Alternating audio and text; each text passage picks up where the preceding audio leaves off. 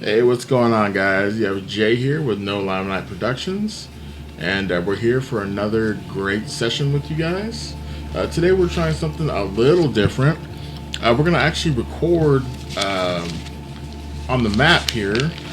We got our map with our grid and our map, and we got a couple scenarios planned, and decided that we're going to take a shot at trying to record not just the audio for the podcast, but video. So we'll see how this goes. I've never done this. Once again, we have my wonderful wife as my amazing player for Echo's Redemption podcast. Also, the couples podcast is what I dubbed it.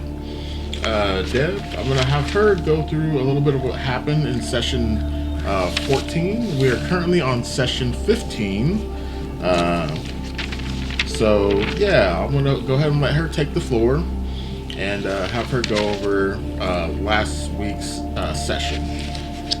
So last time I helped Diana finish her mission, and then we went our separate ways.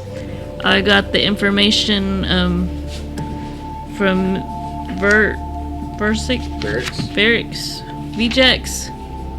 Oh, VJack, about where Zane had been taken. And then I went after Zane and managed to steal the rhinoceros vehicle that he was being held in. And we had a chase. We ran away from them. They saw us leave. They came after us. And we almost made it. And instead, we flipped the rhino and ended up in a shootout. Yes. But that shootout was epic. We managed to win. Yeah. Zane and Echo for the win. Zane actually busted out 20 damage in one attack. And literally just took out one of the NPCs in one shot. So yeah, this game can be pretty brutal sometimes because NPCs can do that as well.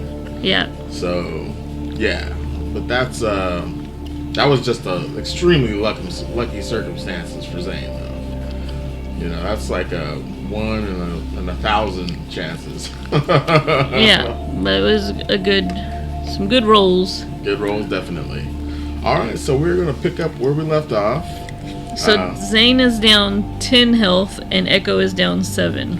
Alright, so I'll say you guys are Zane. He polishes off or puts the last Helion agent out of his misery. I remember he called you out. He says everything is okay. You can come on out. He walks over to the side of the overpass and he just crosses his arms and looks over the overpass as he calms his nerves. He's still a little bit pumped up from all the action. Adrenaline rush, exactly. And he pulls out a cigarette. He lights a smoke. Takes a big inhale, big exhale, and then he says, thank you for saving me. Absolutely, I couldn't leave my buddy behind. Yeah, I didn't know you were such a good driver. Me neither. You did pretty good there for a minute. Yeah. Until you overturned us. Yeah, we won't remember that part. Yeah. Perhaps we better get out of here. Yeah, before they send somebody else. Alright, so where would you like to go? Let's see. Well,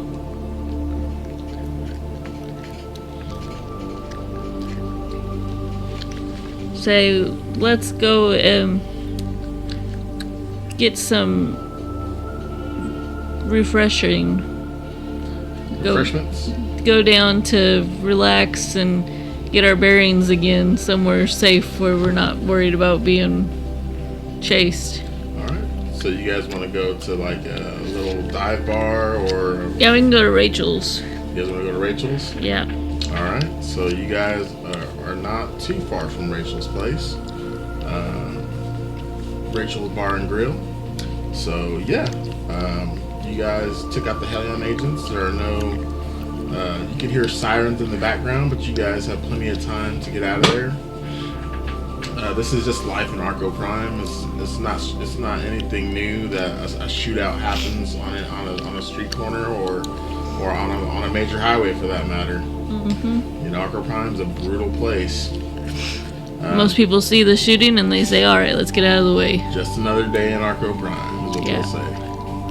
But yeah, you do manage to make it to Rachel's place. You get a little scuffed, a little beat up. How much are you down again? 7. 7, and Zane is down 10. 10. Okay. So yeah, you make it to Rachel's Bar and Grill. You guys gonna burn the midnight oil? Go in and get some food and say, let's call it a night and get refreshed for the next day. Alright. So I'll say you make it to Rachel's, you order some drinks. Rachel comes out and she looks at you and says, huh, you guys been in a bit of a scuffle. Yeah. Glad to see you made it out alive. I'm glad to see you were able to accomplish the mission. Yes. Pretty good payday for you, wasn't it? It was. She says it wasn't too bad for me either. She says burgers on the house.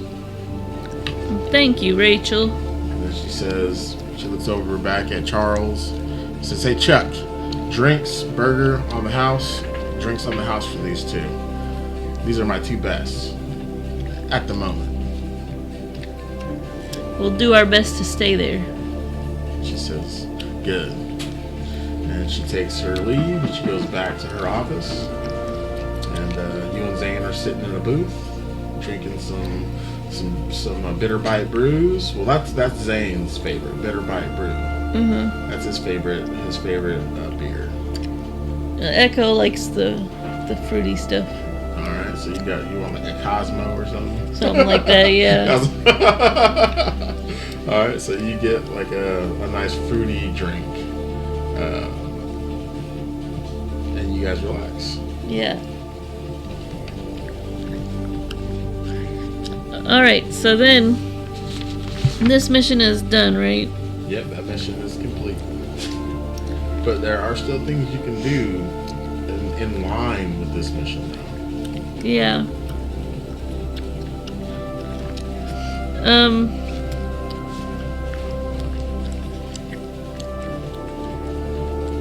Well, I definitely want to make sure I heal up the rest of the way. Okay, you want to use some sonometry? Yeah, let's do a quick heal. Alright, go ahead and give me your roll.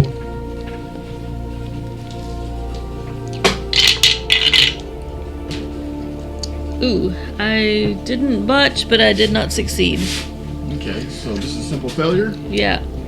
Okay, that's not too bad.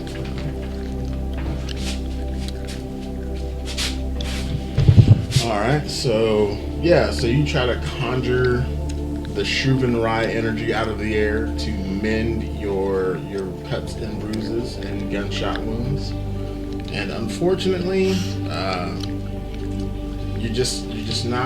you're not connecting well with your sonometry totem. And unfortunately you're unable to successfully heal any wounds and you fail your roll. Okay, well, Zane, I'm gonna call it a night and head back to my little hab pod. Alright. Okay, so as you guys exit the building, exit Rachel's place, you notice from the sky there is an AV, a blacked out AV that's hovering down towards you guys. It looks a lot like the one that you rode when you went to the Campos estate. Alright. Have they already spotted us? That you would assume that them coming down, or whoever it is that's coming down, does got an eye on you. It's safe to assume that. I do a threat assessment on it? Not on it, no. Okay. You can on an individual, though. Like if you were to step out, or he or she, or it even.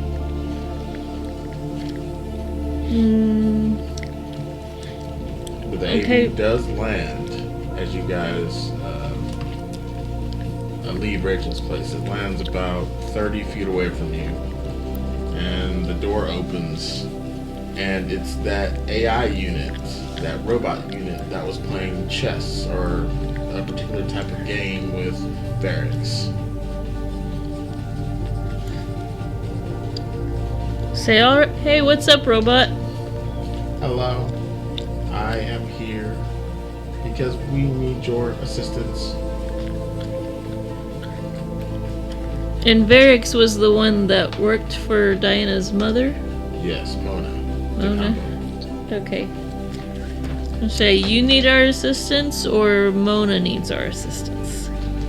Mona is in grave danger. And what'd she do this time? Let's just say that Mr. DeCampo has gone off the rails. Like Diana did? No, he's got her at gunpoint.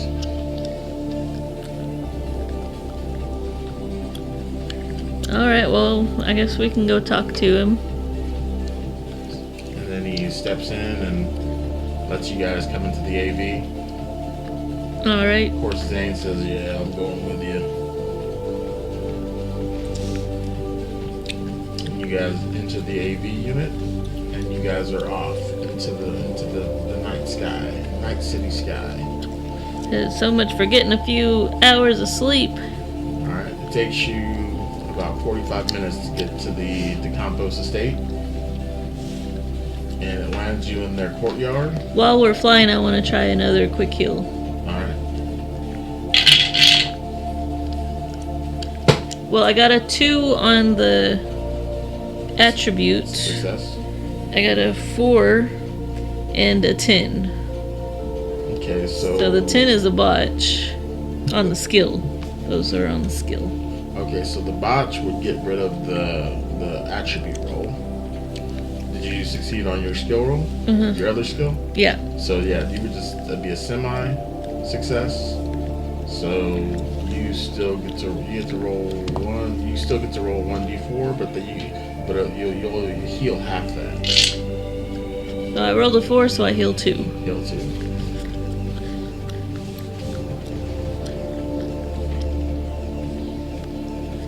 Alright, so now I'm only down 5.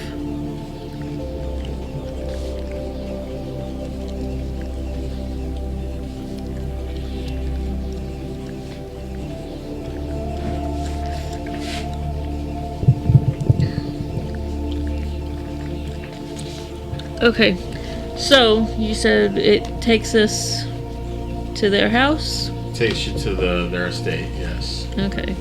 And lands you in their central courtyard, which is surrounded by these beautiful flowers and roses and I'm trying to remember what's the oxen prime flower that we have in the book. The black orchid? Yeah, there's a bunch of black orchids in here in the courtyard. It's dark though. It's so dark right now for some reason. The cloud cover and the mist and the misty rain and the fog, it's not nice weather right now. And it's hard to see.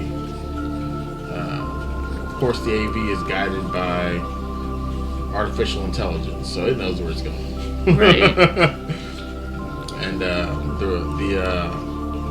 the robot unit steps out of the AV when you land. He says, right this way.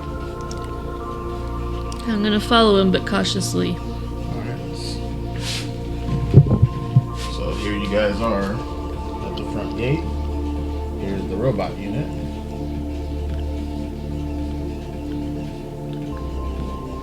Robot unit takes you around here. Around to here. And to here. find. Here's your character, Zane. Where you find Mr. DeCampo, or no, Merritt's, Mr. DeCampo and Mrs. DeCampo. Just like this. And he's got her back into a corner.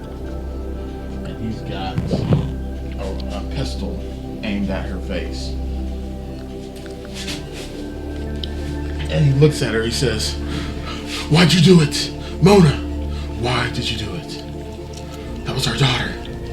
How could you?" And she says, "I have my reasons. Trust me, I have my reasons." And he says, "There's no good reason. Now our daughter's dead. I see it on the news." She says, "It's not official. They didn't say they found a body." And he says, "You know Arco Prime. You go missing for 3 weeks. You think you're going to be alive in Arco Prime? Especially with the job she had?" I'll interrupt at this point. I'll be like, "I have good news for you. She's still alive." He's holding the gun up. His hands are shaking. He's got a drink next to him, and he's inebriated pretty good. And he looks over at you and he says, "Are you certain?" I just talked to her like 30 minutes ago. All right, give me a roll. Give me a social roll. Social. Do I get persuasion? Yeah. A 17 is not a success. Neither is 8, and a 10 is a botch. I So- was not very persuasive. He says, "You're lying. There's no way. I say, I can call her. Prove it." I'm gonna dial up Diana. All right. So high or low? Low. Low. D20. Yeah. Oh, I guess I forgot to take out a D20. Oh, I got one right here. What'd you roll? I said low. Ooh, just shy. So the phone rings through, but you didn't roll extremely low. But she does not pick up though. And now you see him start to shake even more, and you see his fingers start to pull in, but he doesn't quite commit. You think you may have another shot All to right. convince him. I'm like, well, I know she was busy, but let's just calm down and give her another call. All right, go for it. All right, so High or I'll low? ring her up again. I'll go high this time. You rolled a nat 20. Nice. Look at that. Nice. Nice. Okay. So these words come out of your mouth, and you sound like a silver-tongued devil. And you are so persuasive. And he looks at you. He says, "Diana, she's alive." And then he drops the weapon, he drops the pistol, and he looks over at Mona and says, "It doesn't matter. We're over. That's it. Never again. I won't sing and dance the tune for your high society friends. This is over. You're done. I hope Diana buries you 100 feet."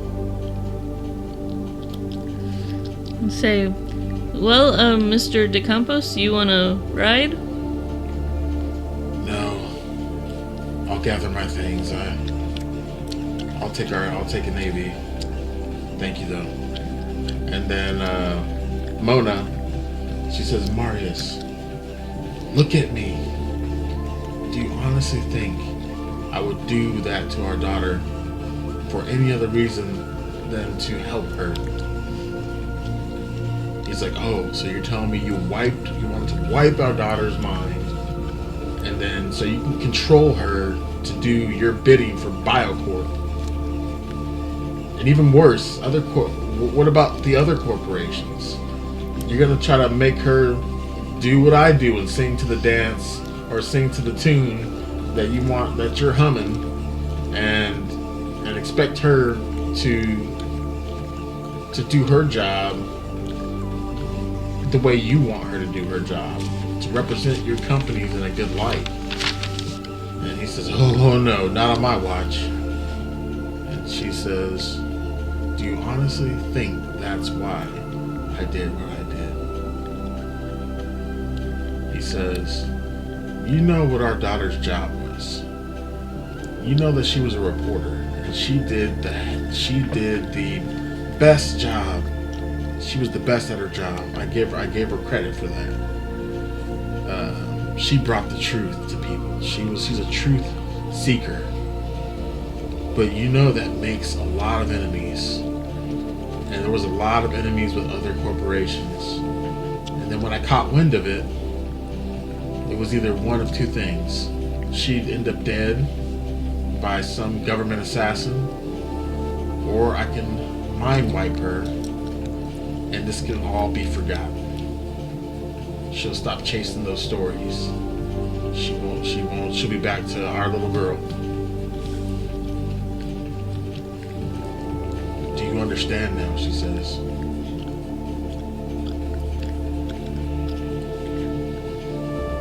And he kind of looks at her. He understands. You can see it in his face. He understands. Mm-hmm. He says, why didn't you tell me? And she says, well, I honestly felt you just didn't need to know. Because if you found out the truth, you would have to live with that guilt every day after she was brain-wiped.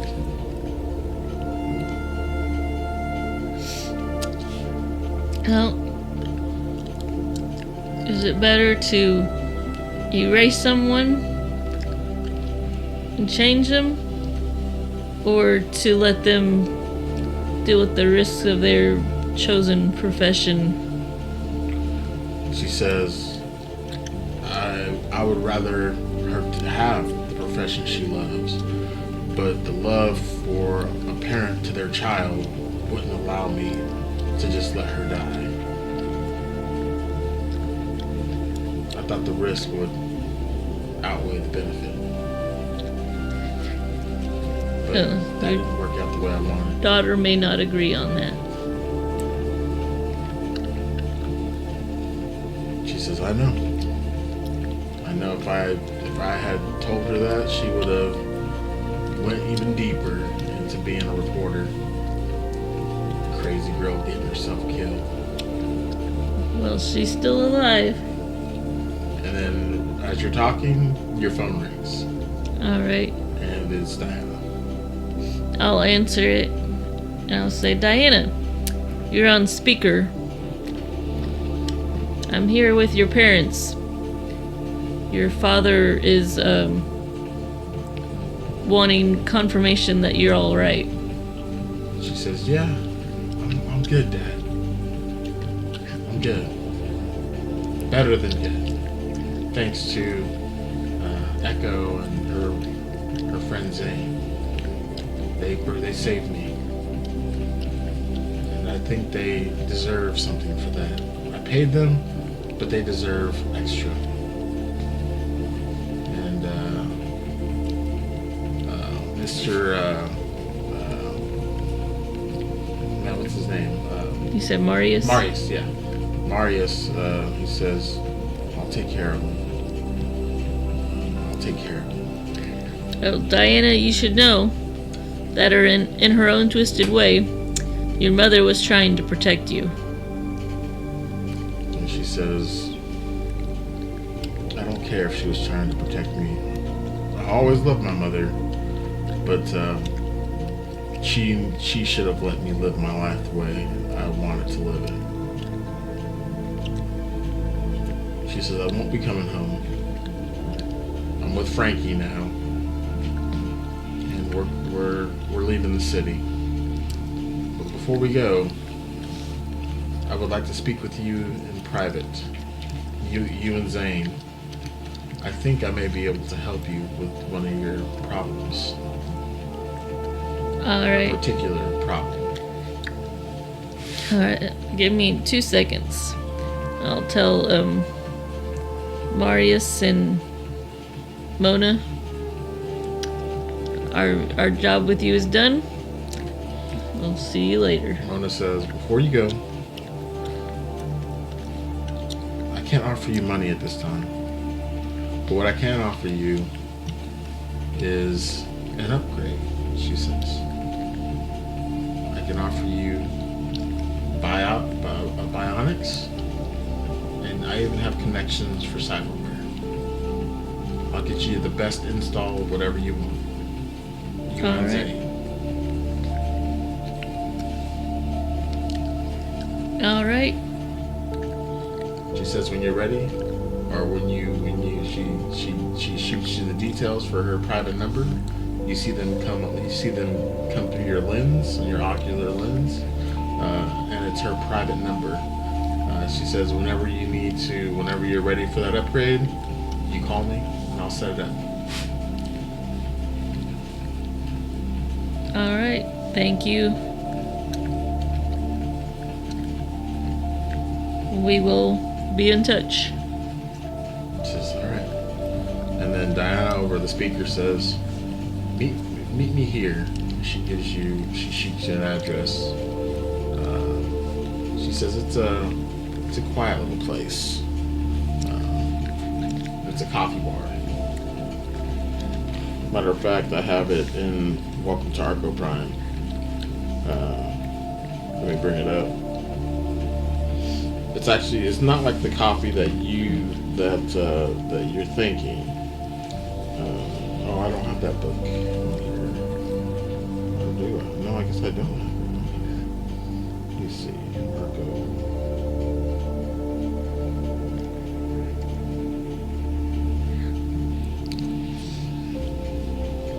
Welcome to Arco Prime. Here we go. I do have it. Okay, is this the newest one? Might not be. Yeah. Alright, so she says, meet me at the Salem Alley Brew House. And Salem is a particular type of tea. The rich love it and adore it. And the lower class can't really afford it. But there is one brew house that recently opened called Salem Alley Brew House.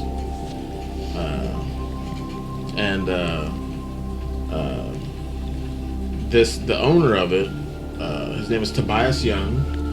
He managed to secure massive amounts of this.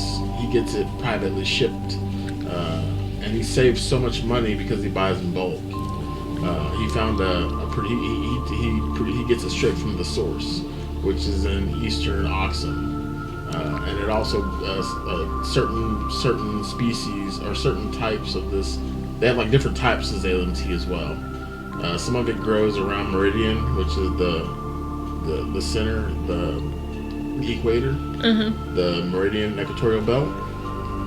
And he works with Salem tea growers, farmers. And he's actually able to provide it for a decent price to allow the poor, as well as the rich, to be able to afford it. So she gives you the address, and it's in the substrates. Not real deep though. Maybe 10 levels down. All right. Well, we will leave the DeCampo estate and head towards that tea house. Alright.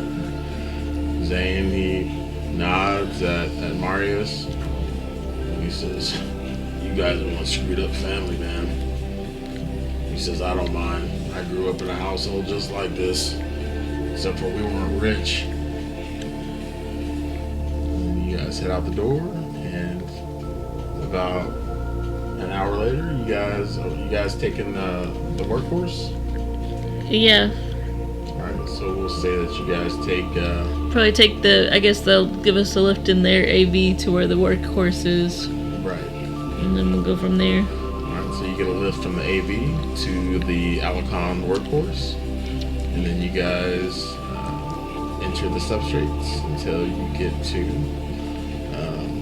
Salem's Brewhouse. You guys walk in, and I've got a little bit of a introduction for you here. Okay. So they say Salem tea is for the rich, but the Depths has a little hidden gem called the Salem Alley Brewhouse. True Salem is a pricey commodity, but the owner of this fine establishment manages to secure it for a reasonable rate on the black market. Sure, it's Salem tea that isn't officially governed or monitored by the Pharma Food and Management Association, but when you live down in the substrates, you can't afford to be picky. The owner's name is Tobias Young, though most folks just call him Bear. He opened his cafe a little over 3 years ago, and he charges a fair price for the dustborn, who want to partake in one of the Silver Corridor's favorite pastimes, Salem tea. The place is cozy, tucked away in an alley in Sector 3 of the substrates. Bear put a lot of work into this property, right down to the imported coral-colored Blanzel rock tile from Meridian. The brewhouse is also a frequent stop for the vanguard, especially those on the wagon. Old Tobias is sympathetic to their cause, but he does ask that they conduct their business away from his business. Now, it's hard to explain the taste of Salem tea. If you've never had it, it's an acquired taste. You either absolutely love its slightly bitter bite, with hints of licorice and numza root, or you can't stand it. Those who hate it practically gag on the smell alone. Either way, upper society loves the stuff and can't get enough. It also produces a mild euphoria, not overpowering, but just enough to take off the edge. Alright.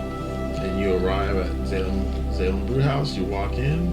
It's like an old school kind of building, and it even has that bell that goes off when the door hits it. Mm-hmm. Ding, ding, ding. The bell goes off.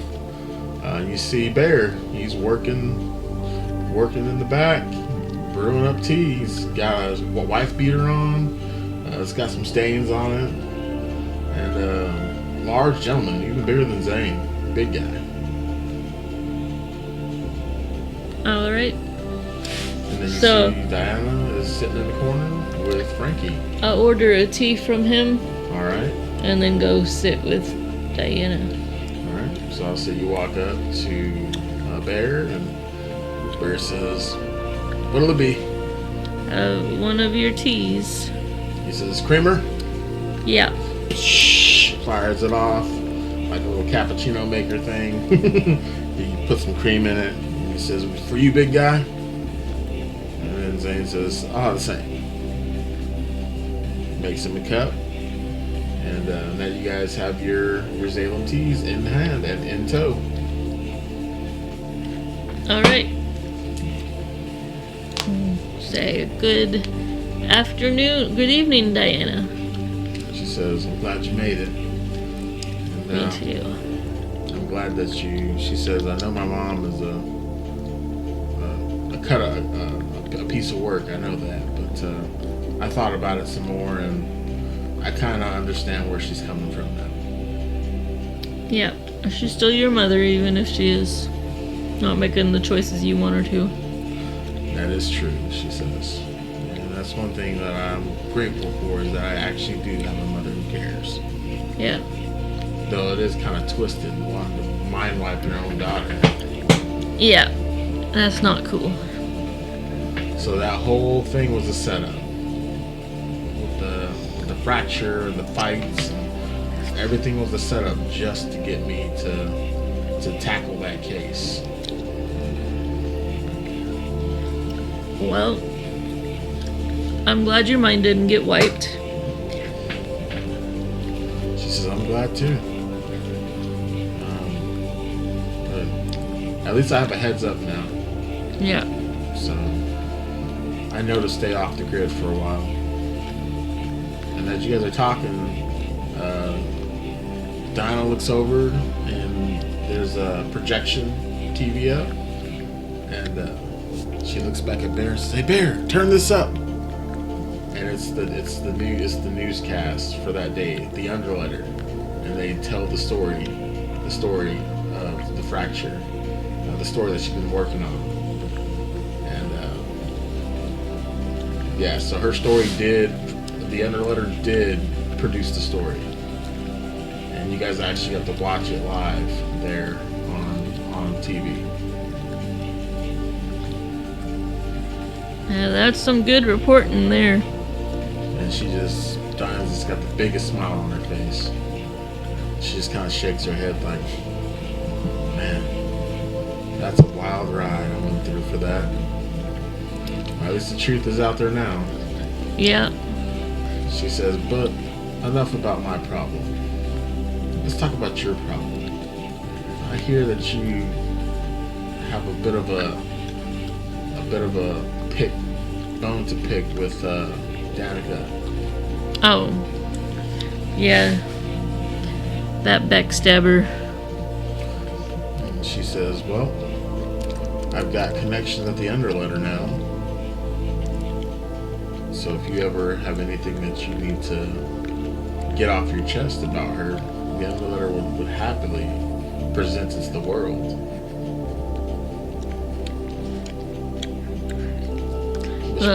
Which brings me to my next point. Okay. She says, I'm not a navigator, of course. But I do have somewhat of a mission, if you're willing to take it. I can pay, she says. Okay, we'll have to make sure we loop in our navigator so that she doesn't feel like we're cutting her out. Okay, so out of game, Yeah. you know that if you take a job privately, the navigator is not gonna take any type of, they're not going to think that you're breaching of any contracts or anything. Okay. Yeah, so you can still take you can take projects from other navigators, you can do whatever you want, but if you, like for instance, if you took a job from Monica and you kept the money or something like that, then that would go against her rules of engagement. But if you're just getting your own jobs, you're more than welcome to. Okay. So you could still loop her in, but you wouldn't need to. Okay, then we won't. She says she hands you a data shard. She says, slot this. I take it and put it in. All right, and then in your ocular lens and augmented reality, you see a map location. Mm-hmm. And you can spin it in the air. You can look at it. You can zoom in on it with, because augmented reality, you can touch and affect what you're looking at. So you take a quick gander at it, and she says, I need you to snag something for me. This is a smash and grab. You can do it quietly, or you can go in guns blazing. I don't really Guns care. blazing is Zane's favorite. Zane says, you know me too well. And he says, she says, Frankie, who's her boyfriend, who's next to her, he looks over and says, just to let you know, he says, I know you don't know me, Echo. Or not, no, he doesn't know you as Echo. They know you as Lily Duncan. Lily Duncan. And he says, I know you don't know me, Lily, but I tell you what, this mission is going to be in line with helping you bring down Danica. If you're able to accomplish this mission. I'm all for bringing down that backstabber. And he says this is directly connected to her. What you're nabbing from this particular group of individuals, what you're taking from them, is huge. I'll be like, all right, what do we need to do? And she says, well, I've got the map location. Like I said, all you have to do, break in, snag this case, and then in the augmented reality, you also see a case It's a black case. It's about this big, maybe 2 feet by 2 feet, and it has a biometric lock on it. You're not sure how it works yet, but you know it has something to do with maybe eye scan or using your tech. You can make a tech roll and see if you maybe know more about. Are we supposed to steal the case or break into the case and steal what's in it? Steal the case. Steal the case. Alright, tech roll. 19 is a failure. 4 is a success. 10 is a botch. 10 is a botch? Yeah. Ooh. So it would be a failure, wouldn't it? Okay, so did you succeed on your attribute roll? No. Okay, so your 10 would not cancel that out. No. Did you succeed on one of your skill rolls? No. Oh, yes. Yeah. One of those? Okay, so that success would just simply cancel out the 10. So it's just a failure. Just a failure. Okay. Yeah. So unfortunately, you're not able to. You try to examine the case and the lock that's on it, and it just doesn't make any sense to you. You're not sure how it operates.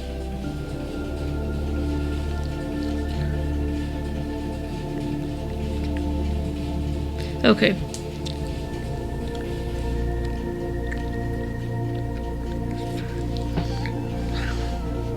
Alright, so it's still this case from these coordinates. What do we know? She says, the case. I can't tell you exactly what's in it yet, but I do know that Neuralink has put a lot of money into this project. And if I remember correctly, you worked for Neuralink, correct? I'm still kind of working for them. She says, well, that's actually a good thing.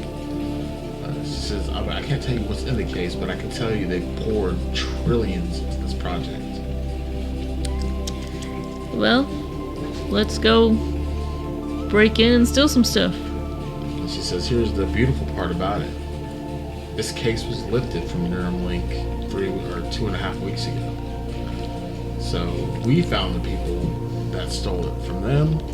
So we are jacking the jackers.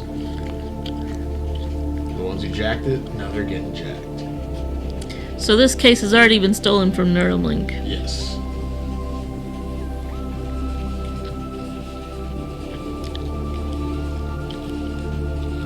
Do we know who stole it?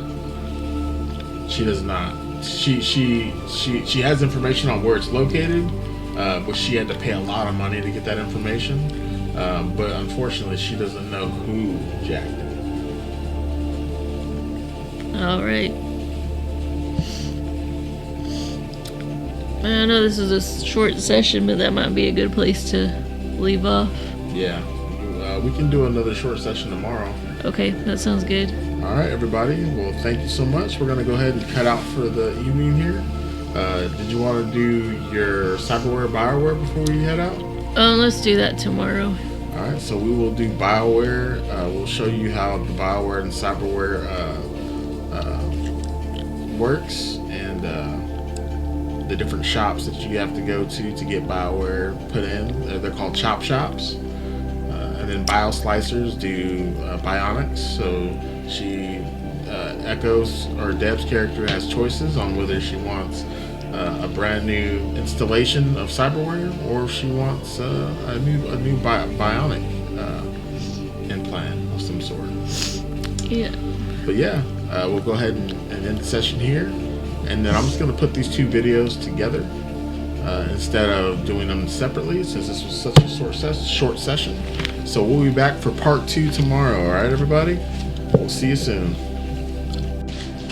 Hey, what's going on, fellow gamers? We got Jay here once again. We are on episode 15 of Echo's Redemption Podcast, or the Couples Podcast, as we like to call it. We're real excited for this session. This is part 2. We did part 1 yesterday on Saturday, and we're picking up where we left off.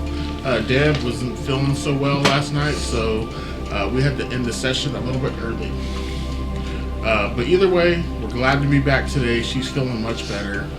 And of course, I will let Deb do the rundown of what we did yesterday. Actually, no, you don't even need to do that. It's going to be in the video. Okay. No, you don't have to give a rundown. But yeah, so this, like I said, this will be 2 parts in the same video, though. So there is that. But we'll go ahead and pick up where we left off. And I believe, Deb, you were just at the Campos estate, correct? Yes. And then you met up with Diana, at the Salem Brew House. and she wanted me to steal a black case.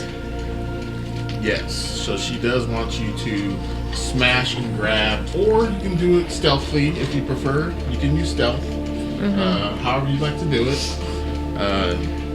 But she does have a location. Well, despite my stealth jacket, I am not very stealthy. Right. He does give you an extra die, but... Yeah, and I usually roll bad. Alright, so smash and grab it is. I'm just...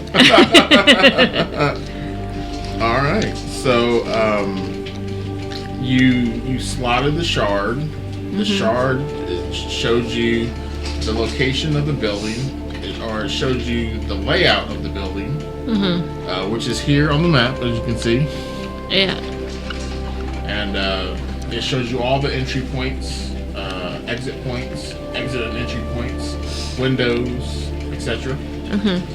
And yeah, so I will let you take over and you tell me what you want to... Oh no, I forgot. You guys gain a new milestone. So that gives us 9. That gives you 9, yes. And let me go to the let me show you the milestone page. And we are going to do the leveling up sequence for everybody, just so you get an idea of how leveling up works. Okay, so leveling up. We are using the milestone system if you're new to our gaming sessions. So there are 2 systems for leveling up in our game. You have the milestone system, which is real similar to Index Card RPG's milestone system, and then you have the edge point system, which is a different style of leveling up, which you give out edge points to your players, and your players can determine where they want to put those edge points, whether it's skills, diversity tags, attributes. It's a different style, so it depends on what you're wanting to get out of your game. But you're on your 9th milestone, so earn a skill point for a strategic, you get a skill point.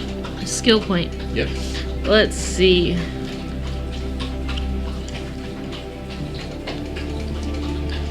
I think I want to add it to combat. Alright, go ahead and bump your combat up. Remember, you can only go, what was your combat at before? It was at 5. Did you raise it on the last one? Yeah, it started at 4. Okay, and now it's at 5? And so raising it now would put it at 6. Right, because you can only put up to 2 points above your starting level. So the highest you'll be able to go is the 6. Yeah.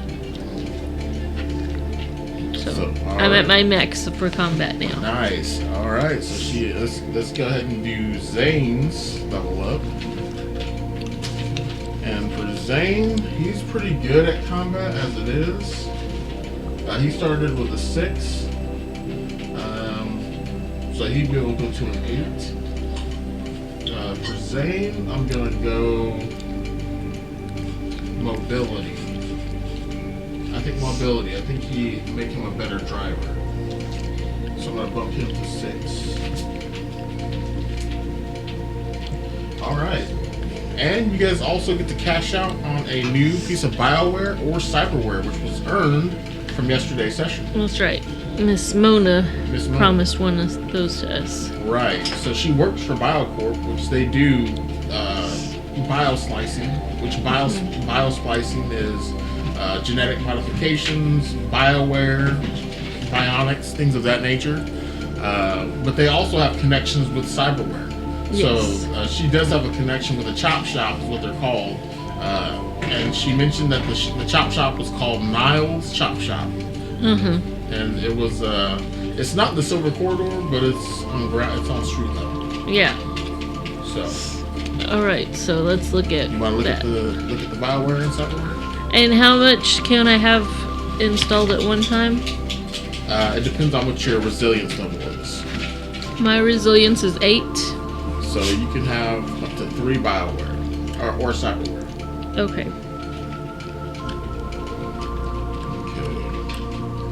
And I've got the bio-neural processor and the cybernetic audio implant right now. So you can have one more piece of Bioware.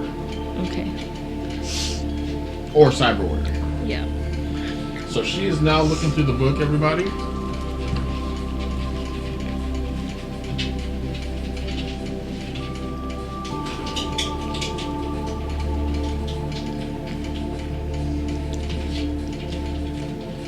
So while she's doing that, while she's figuring out which loot she's wanting to add to her arsenal, I'll talk a little bit about Prosperon. You gotta excuse me today. I'm not feeling the best either, but I'm doing my best here.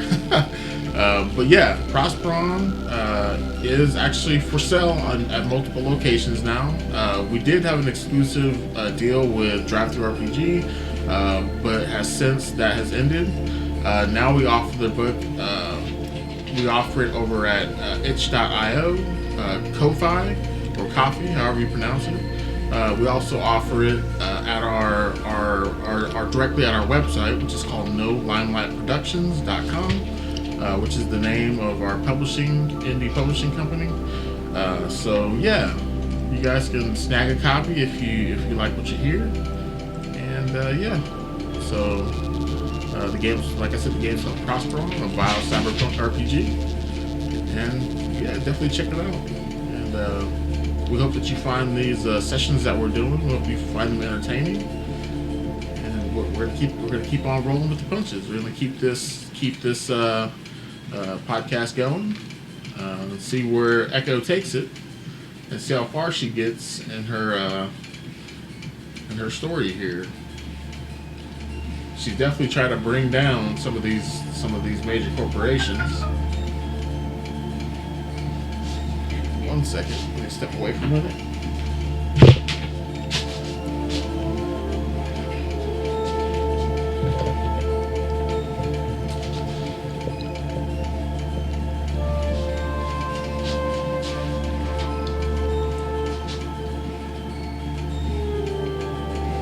Try my phone out. Okay, I'm back. Lots of good stuff in there, huh? There are. It's hard to choose. I'll see one and be like, oh, I want that. And then I'll see the next one like, oh no, I want that. I think I have an idea of what I want to get Zane. I'm going to get him something combat oriented.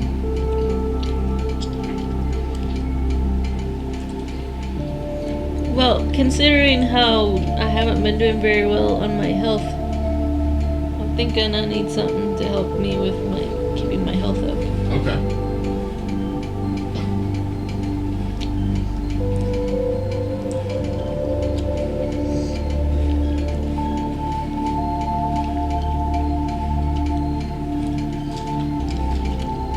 Let me see. I don't think Zane has 2 Bioware.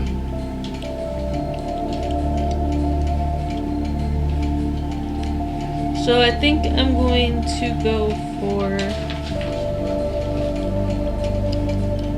the where'd it go? Oh man, but that one looks so cool. So I either want the chameleon skin or the symbiotic healing mesh. Okay, with the chameleon skin, there is a caveat with that one. It should give you a page number. You can get the free bio implant. Oh, actually no. Yeah, you can get the chameleon skin. Yeah, I'll give it to you.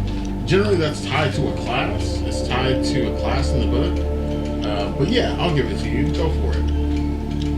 I think I will do chameleon skin. Generally, that is one that you would do. You have to do at the start of the game.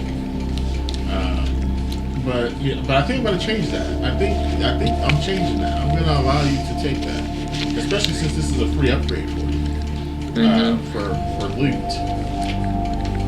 So chameleon skin has a bioengineered dermal layer with specialized chromatophores, enables controlled color and pattern shifts for stealth, social interaction, and tactical signaling.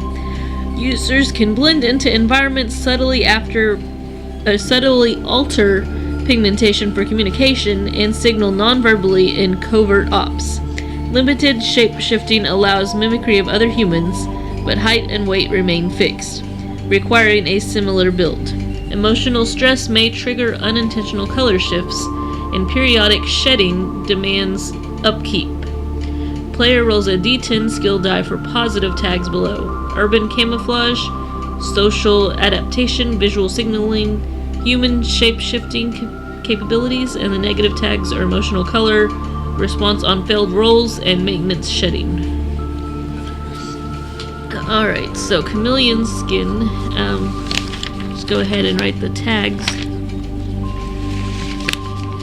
So urban camouflage, this would go under stealth. Actually, it's not so much the tags. The tags are there, but the tags are more for the freeform universal system. So pretty much the chameleon skin is going. I'll let you know when because basically it's just going to work as you can shift into different people basically. And when you do, you can. It's going to allow you into certain places, or does that make any sense? The tags really don't come into play in our system. That's mostly for the freeform universal system. Okay. But you still get all the benefits though of being able to shapeshift and the color signaling, all that stuff. You can do that. You want a purple skin? Go for it. All right. So.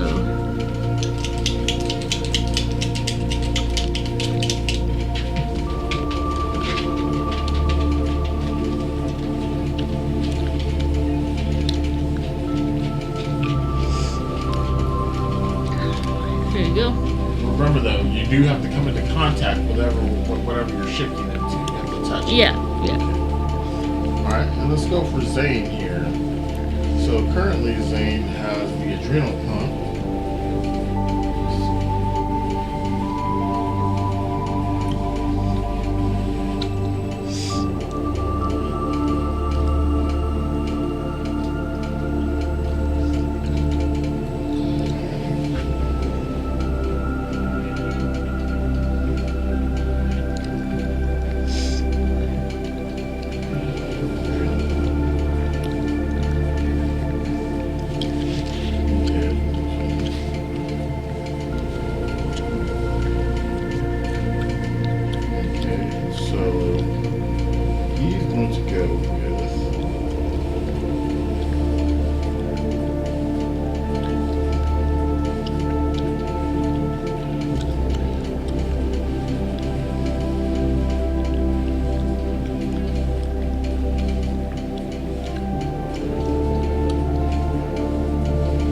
He's going to go with muscle fiber enhancement, which is going to give him an additional D10 when he's rolling with melee weapons. All right. And he also gets another D10 for physical base rolls too. So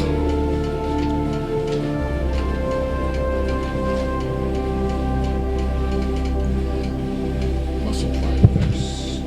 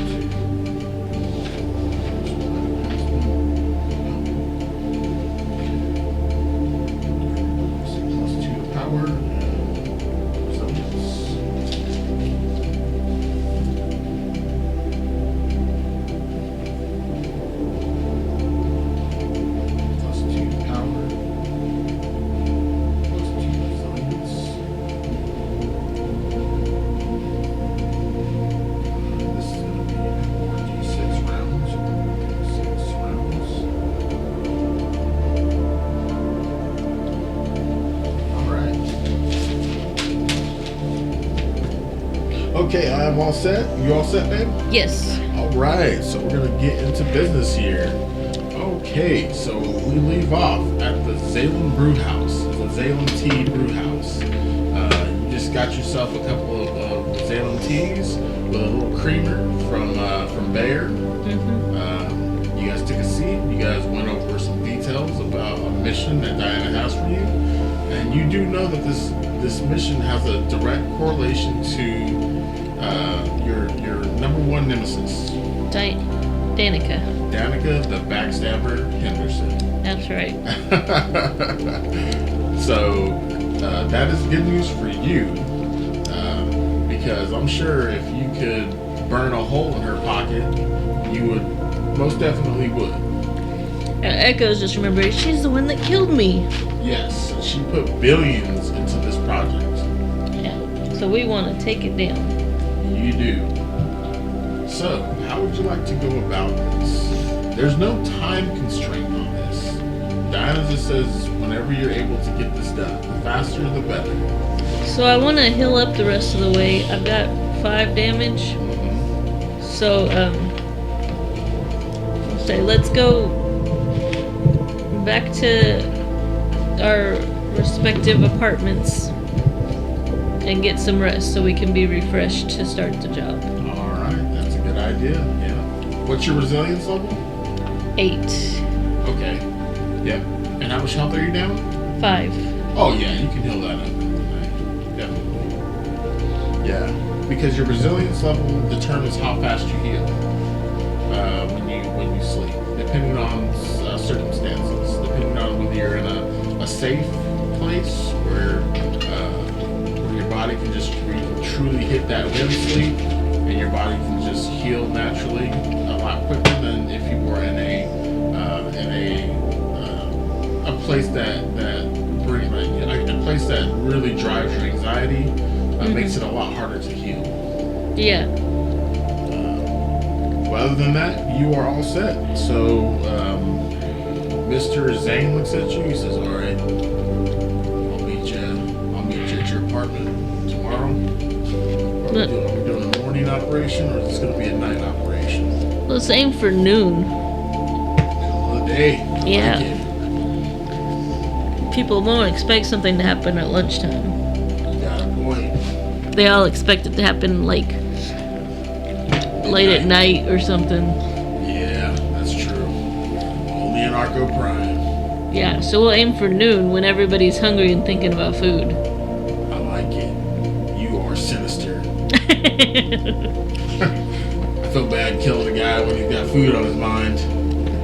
Nobody said we're gonna kill him. Only if they get in the way. Alright, so yeah, you guys go your respective ways to your homes, establishments, or whatever you want to call it. And you have a habitation pod that you reside in. Yes. And you got a lot of money now, so you can go shopping when you wake up. Yeah, I think I want to upgrade my house. Ooh, you can do that. Okay, let's take a look at the safe havens and homes. So we do have that in the book as well, with pricing guides. So let's go ahead and go to contents. Let's see here, exo shells, safe havens, and strongholds. All right, let's take a look. All right. Definitely don't want a homeless shelter.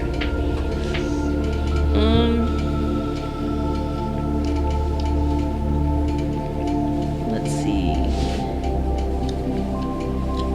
So right now my hab pod is mid-tier housing. Yep. So don't want to go to corporate owned.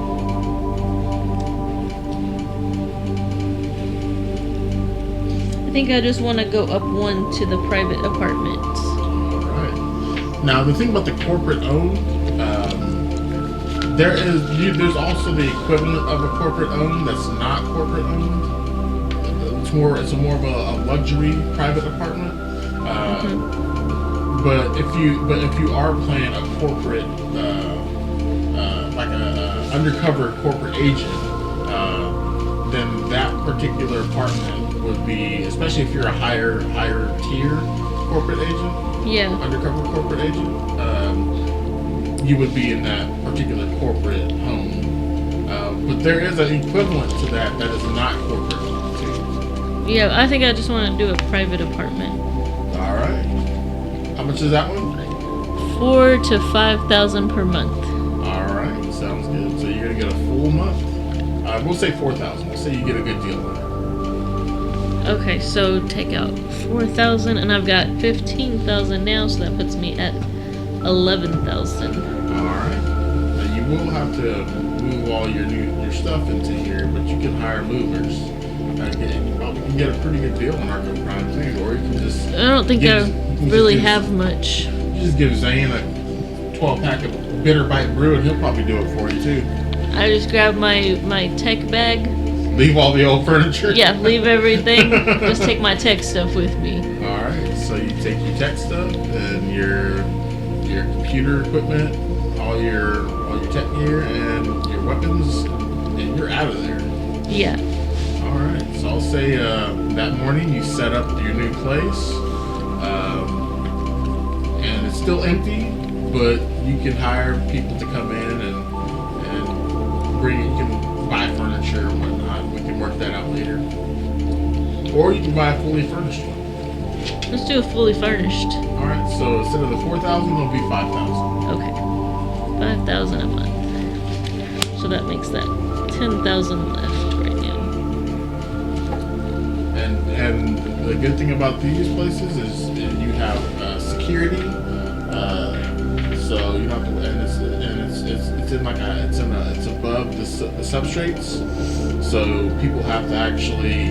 There's like a front desk where people have to check in, and then they'll call you and be like, "Hey, this such and such is looking to come see you," and you'll be able to. So now you've got protection. So I'll send my new dwelling address to Zane, Okay. and if they have like a always allowed guest list, I'll make sure he's on there. All right, you can definitely do that for sure. Yeah. And let's see, for this mission, I'll keep my sniper rifle on me, Okay. and my shadow steel claws, Okay. and then I will use. I'll go ahead and put on my nanite power armor. Nice. That's a what? 4 armor? Yeah. Nice. And it's self-healing too. Self-repairing. Self-repairing. Okay. So if it takes damage, it'll repair itself. The nanites. And then utility gear, I can carry 3. Utility gear, you can carry 2 utility and 2 health sticks or health packs. Okay. So I've got my. Let's see.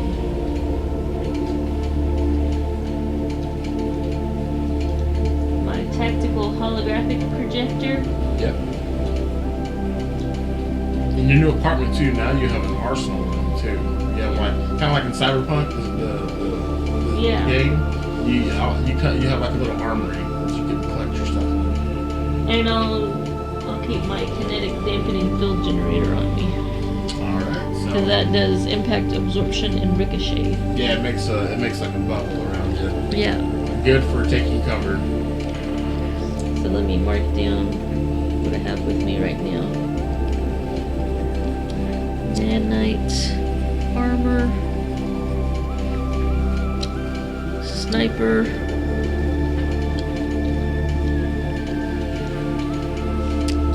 shadow claws,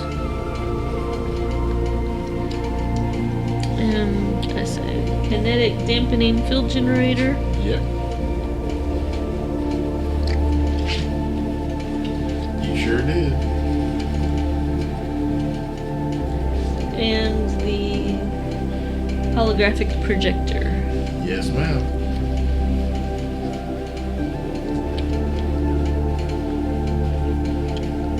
Alright. So now I'm ready when Zane gets here. Good. Can you turn your mic towards you? The things are in the way. Oh, gotcha. Yeah, that's better. Okay. All right. So I'll say Zane. He sends you a text and he's like, "Look at you moving up in the world." Girls gotta have a goal. He says, "I gotta see your new place." Come on up. All right. So Zane makes his way over to your high-rise building and goes up and knocks on the door when he arrives. You let him in. I'll bring him on in. Alright, so you let Zane in and he kind of looks around. Say, look, I even have an extra bedroom for you to crash on nights that you need a place to crash. He's like, well, I appreciate that. I do. Because I find myself in this part of town quite often. Yeah, and you're on my always allow list. Well, I appreciate that too. He's like, so, you prepped and ready? I am. He's like, you enjoying that new BioWare? Oh, yeah. Yeah, I feel good now. My muscle fibers are, oh yeah. Hey, look at this, and I'll turn my skin pitch black. Whoa! Hey, sister! Yeah. That would really be brother and sister. That ought to help with my stealth, right?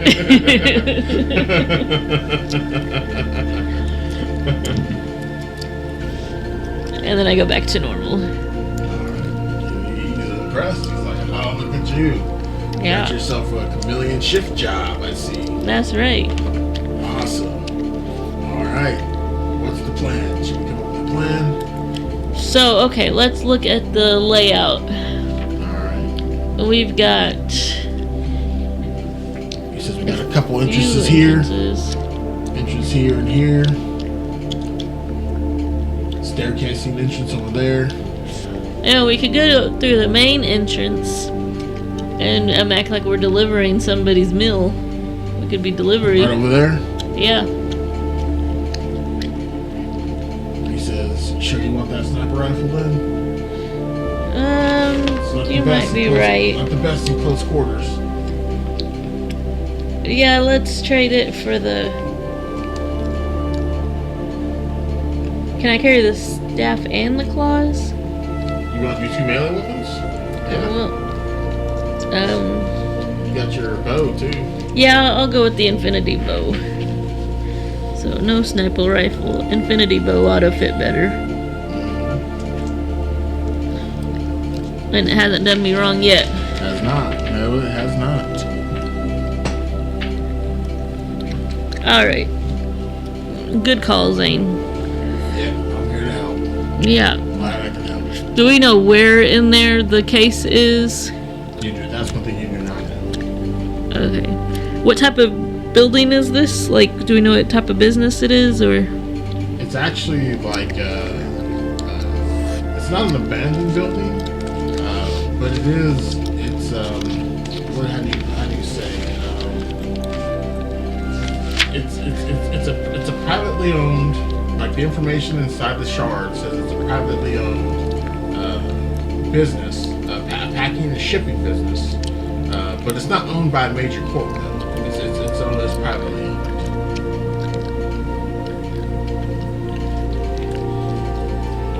All right.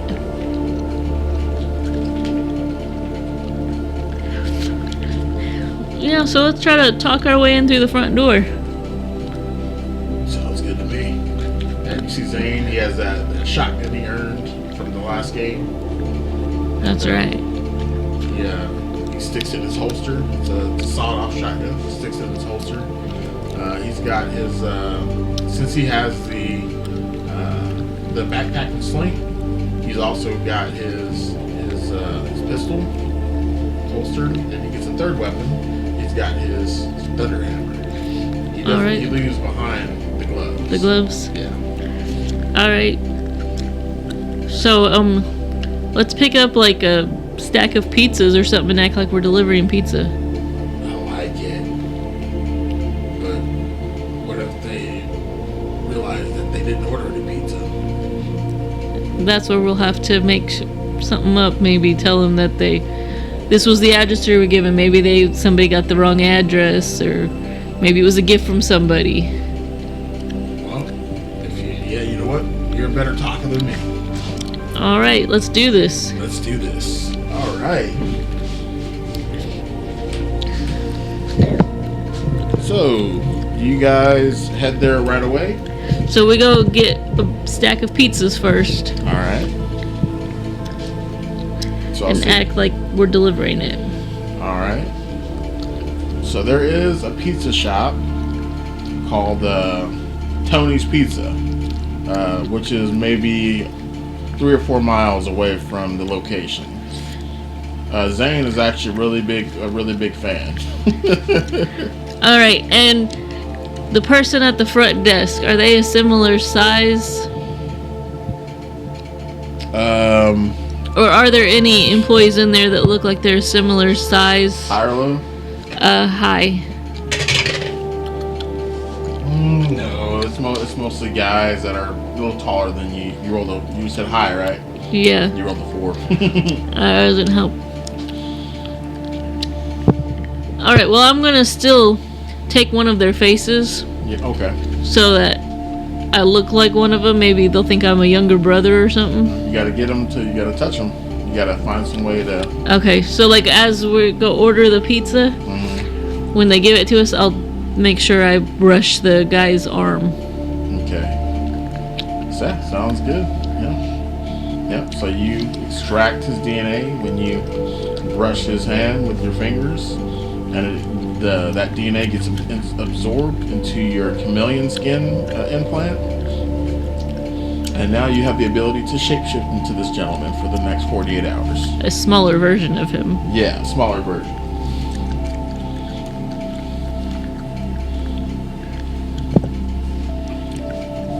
Alright, so I'll take his face after we leave, of course. I don't want him to see me change into him and be like, wait, what? Alright, so you head out, and then go ahead and give me a tech roll to see how good of a job you do with the shift.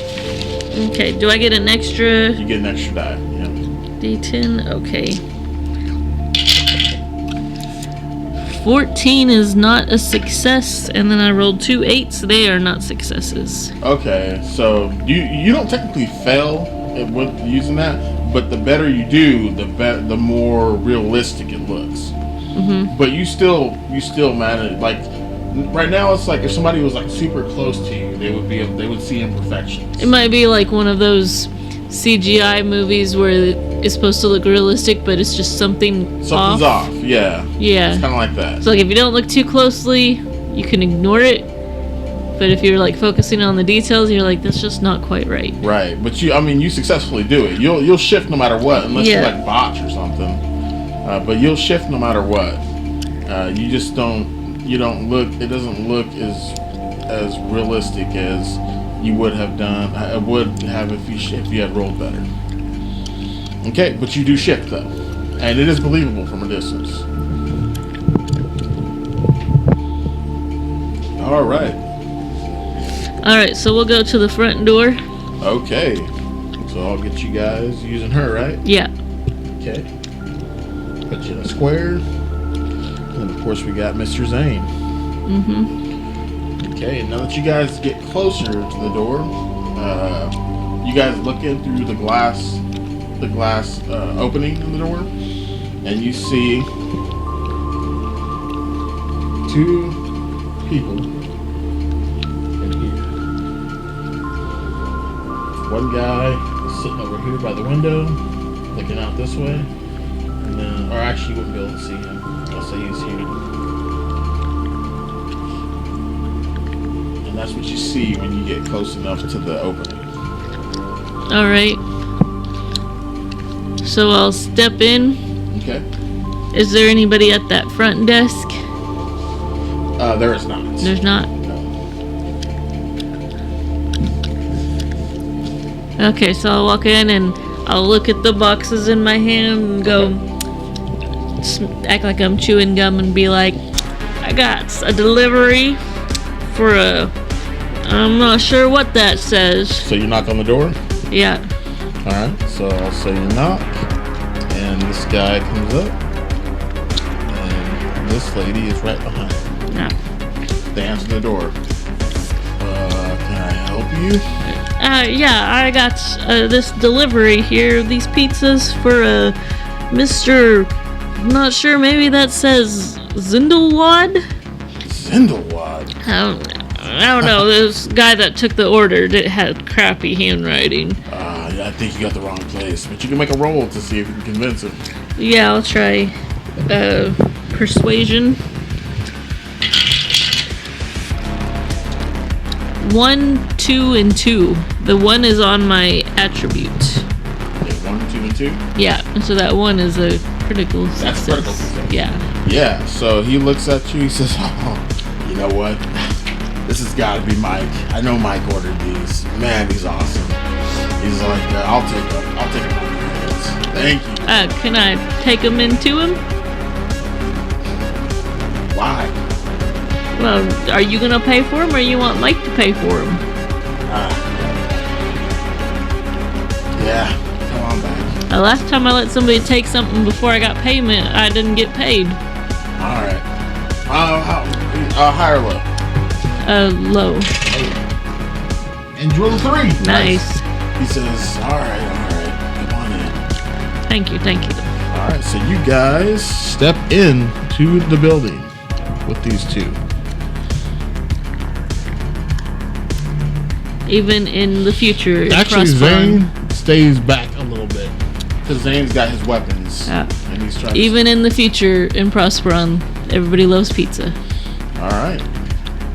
And they walk you this way, or no, they walk you this way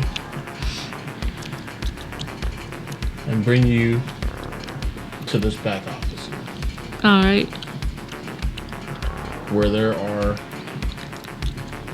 there is Mike.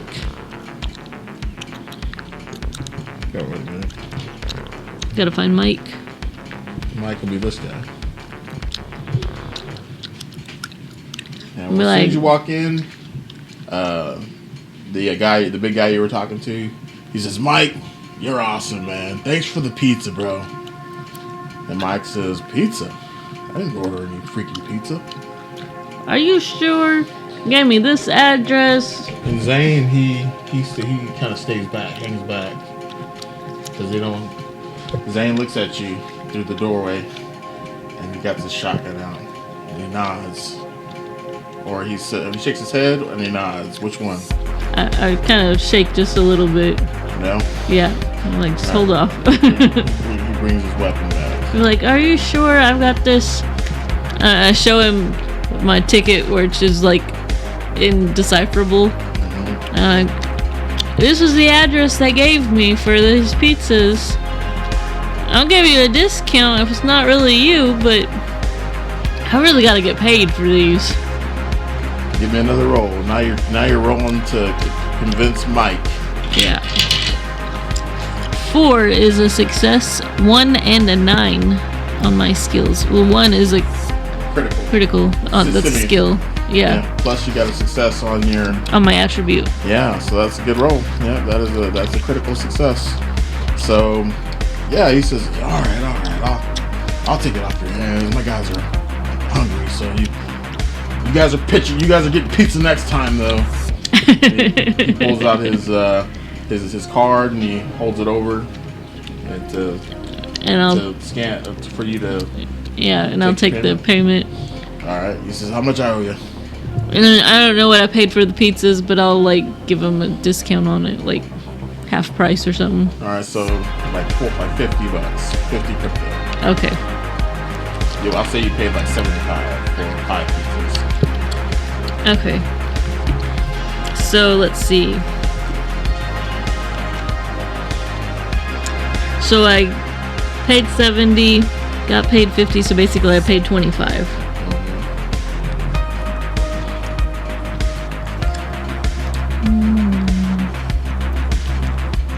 That's 5, 7, 9, 9. So I've got.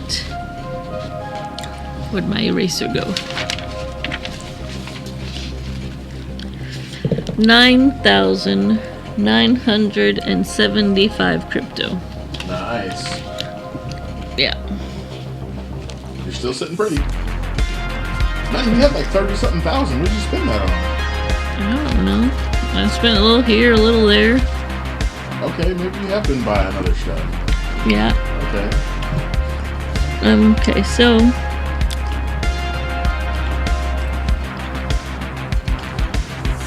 convinces.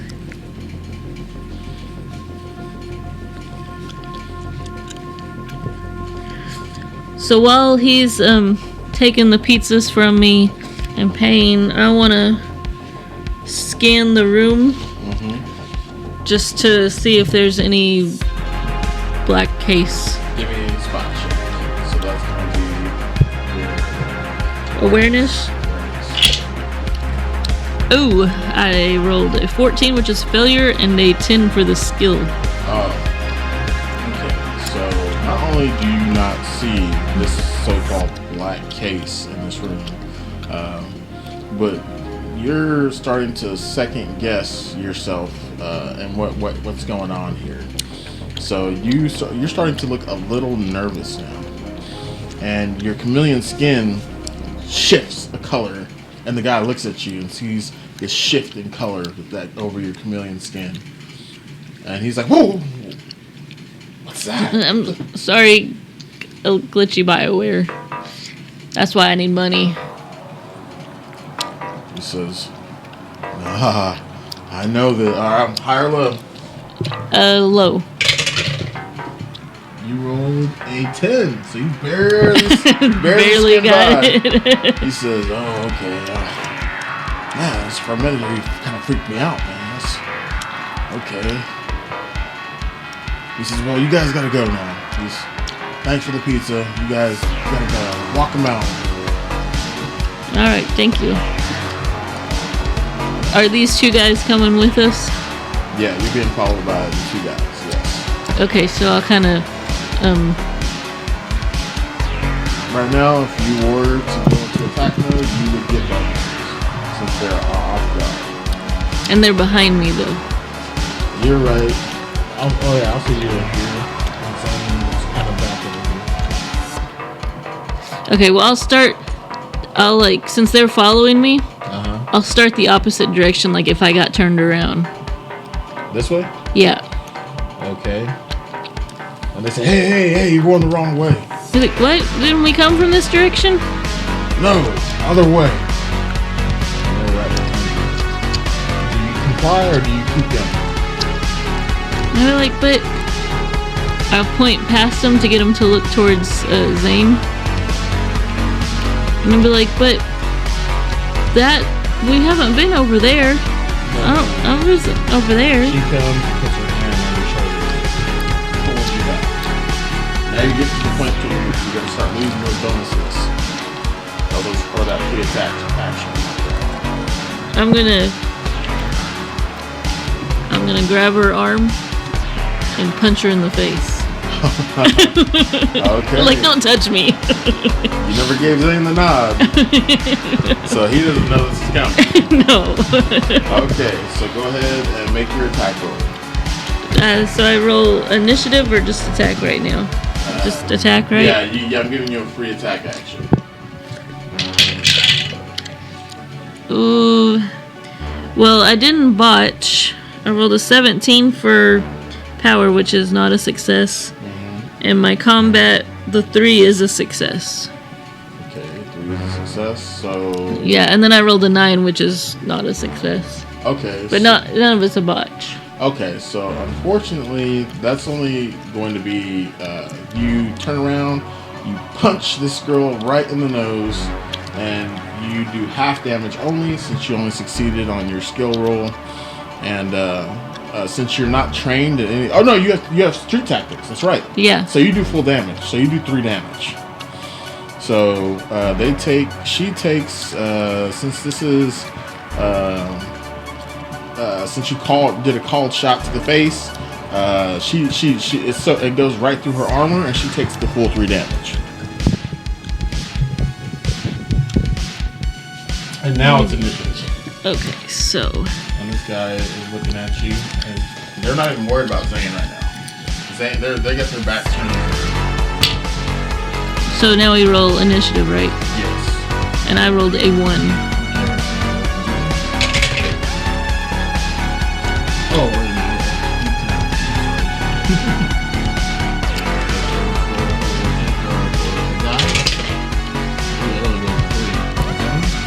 rolled a 3 too today, the higher Okay. initiative. He's +2 to the initiative. So Zane, then the man, then the girl, and then Echo. Nope, you guys go together as a I pair. go with Zane. Yeah, that's the way that's the way initiative works in this particular game. Well, that's good because I rolled bad. Yes. Yeah, if anybody in your party wins the initiative roll, then that means the entire party is to act first. All right. So Zane can go. All right, so Zane looks at you. He says, "Now." The nod. Yeah. Gives you the nod. Yeah. He breaks up the shotgun, and this is gonna be since he's gonna roll. Actually, he's gonna roll to keep it to stay stealth. Since they got their backs turned to him, he's gonna try to roll for stealth. So that's gonna be +2 or an extra die. So he has silent movement too. So he gets 2 die plus the 1 for the skill, and then 1 for his not adrenaline. His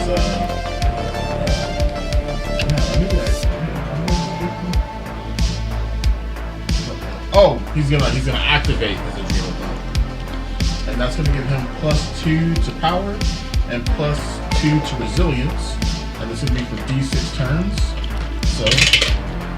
So for 3 turns, he has +2 to power and +2 to Resilience. Yeah, +2, +2. 3 turns.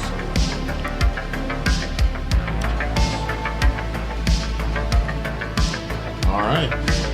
So now he's gonna make a roll. 5 is a success. 7 is a success. Or this is physical. So 7 is not a success. But the 4 is. 4 is. So he succeeds with a little flare. And he kind of ducks down and goes into stealth mode. So his first attack is going to do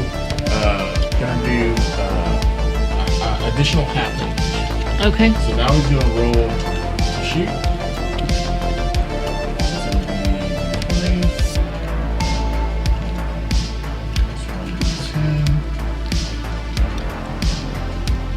He's better with blunt weapons.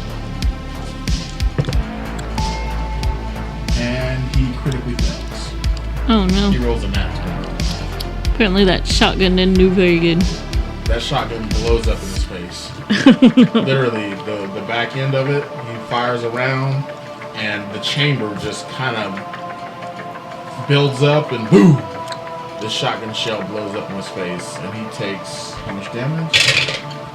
He takes 4 damage, but his armor is going to soak some of that. So he has 3 He has 3 armor, so he takes 1 damage,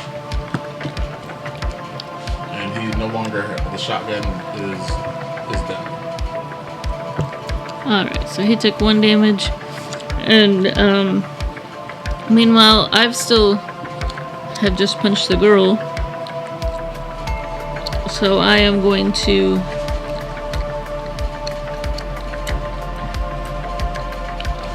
I'm gonna try and knock her out. I got the bow and the claws. Okay.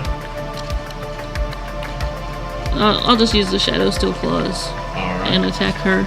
Go for it. I rolled a 19 is not a success, but a 3 and a 2 are. All right. So that elevates it to a traditional success, a normal success. Go ahead. And are you rolling damage, or are you just taking what is that? Shadow claws 4. Yeah, they normally do 4. You're gonna roll D8. Yeah, I'll roll a d8. All right. Come on, 8. All right. Explosions. 5. Hey, that's better than 4. Yeah. All right. And she only has 1 armor, so she takes 4 damage. Alright, now it's the man's turn. All right.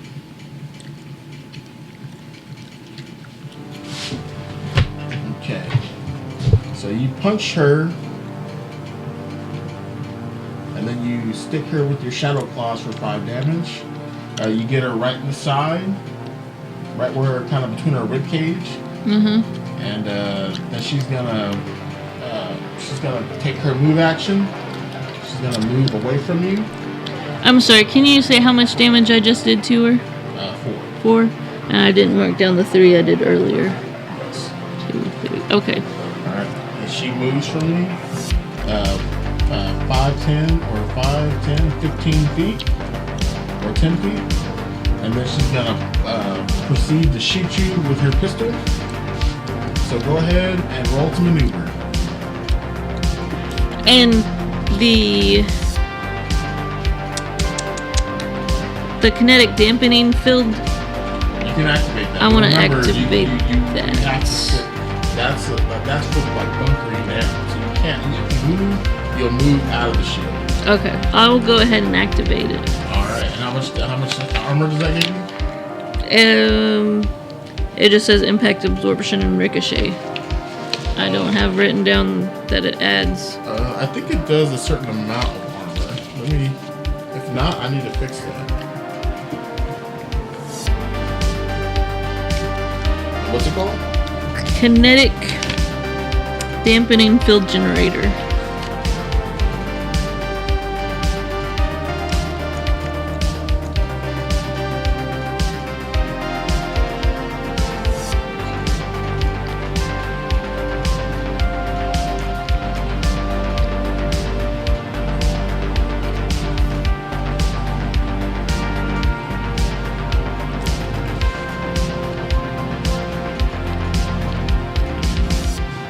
Is that a Bioware or cyberware? Utility item. Oh, it's a utility item. That's why I was having trouble. Okay. Let's see.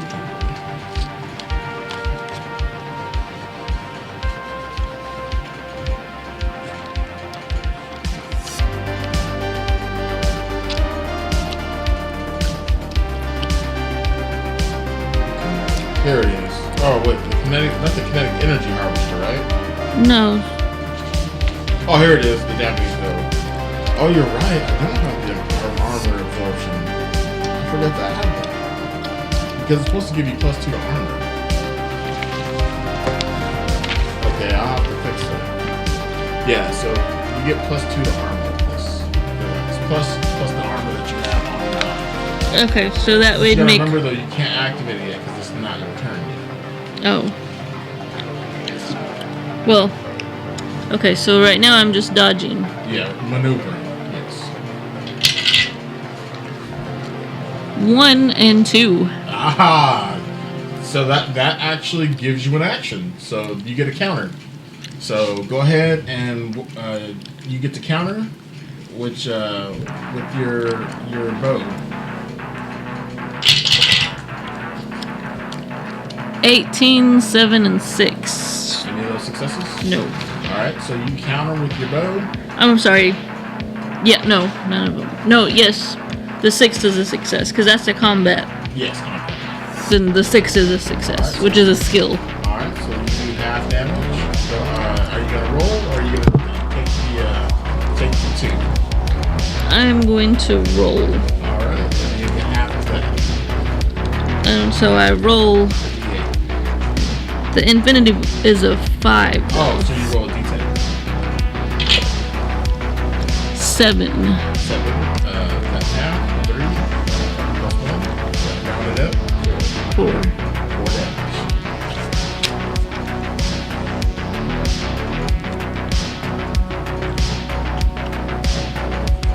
So basically the way that works is you roll to maneuver and you critically succeeded with flare, with added flare. So you were able to quick draw your bow real quick and charge a shot and get that and send that shot directly to her. You hit her right in the chest. You do 4 damage. How much health is she down? 11. Okay, she goes down. She doesn't die, but she goes down.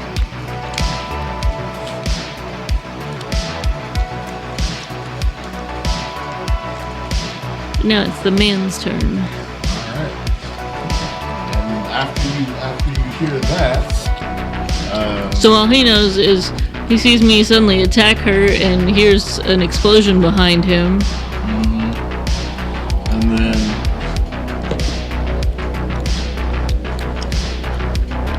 another enemy enters the room from here. And go ahead. Right now, he's focused on you, and so you got to roll to maneuver one more time. All right.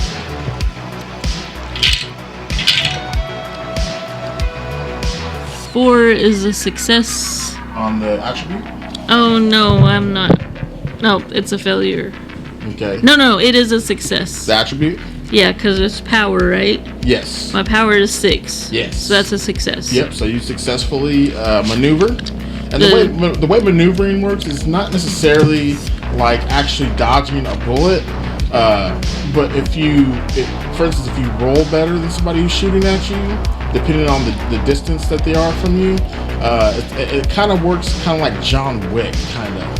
How he doesn't necessarily dodge bullets, but he maneuvers very well, and he gets out of the way, the placement of where the gun is aiming. Does that make sense? Yeah. So it's not really like dodging a bullet itself. It's just that you know how to maneuver so well that you anticipate where the gun is going to be aimed when you succeed on a maneuver roll.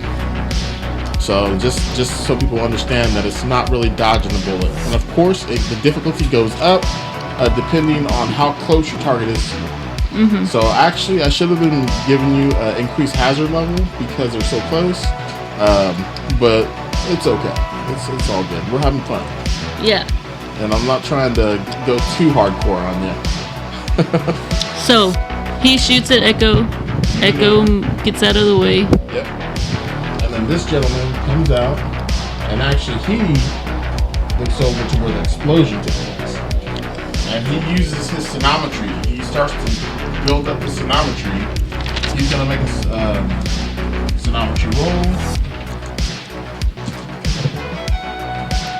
And the 5 is a success, so is the 6. And he successfully brings up a shield. He brings up a shield around him, a bubble actually. And then he also bubbles this guy next to him. A shield pops up over him as well.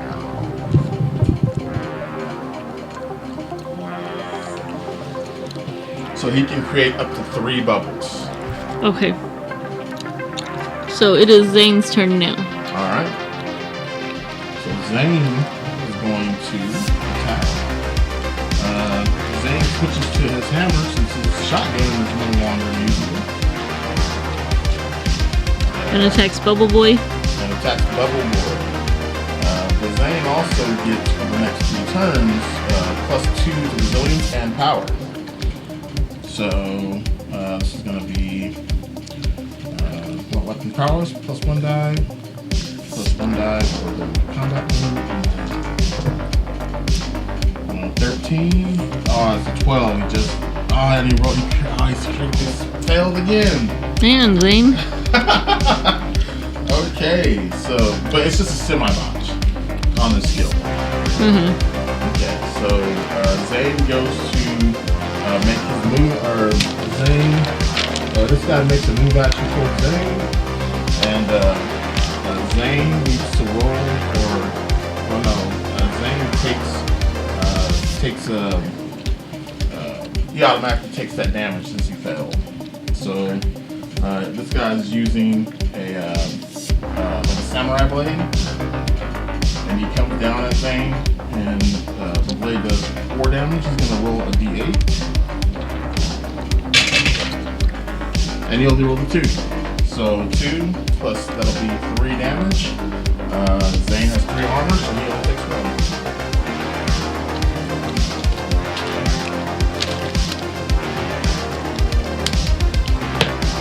And this guy just got into the room, so he does not get to go. Okay, so now I go. Alright. I've got my infinity bow. And I'm gonna shoot the newcomer. Alright. The second girl over there. Okay. You gonna make any move actions? I'm gonna throw up my kinetic dampening field generator. Alright, go ahead and do that as a free action. All you gotta do is hit a button on it.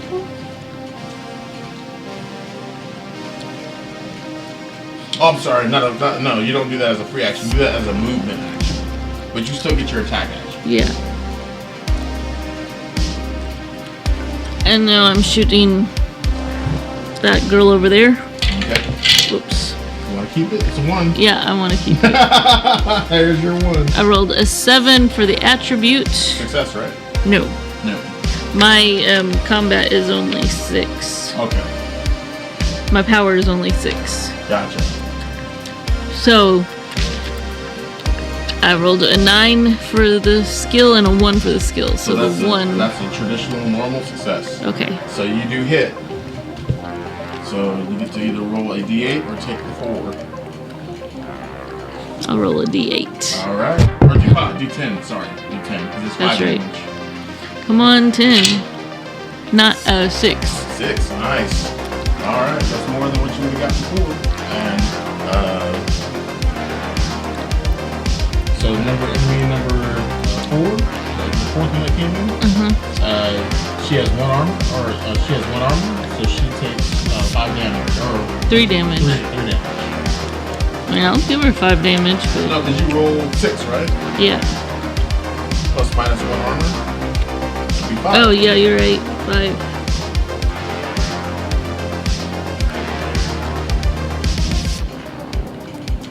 All right. So you charge up your shot on your infinity bow. You fire off a round. You hit her right in her leg, and she screams in pain. And then it is now Zane's turn, right? He already went. Oh, Didn't he? did he? Oh yeah, he fell. And then so it's this guy. That's this guy's. All right. So this attack is going towards you. Go ahead and roll the maneuver. Oh, actually, your back is turned to him right now. So he's flanking you. Does my kinetic shield work against him still? It still works against him, Okay. yeah. So you still get the +2 to armor. But unfortunately, it's going to be a higher hazard level.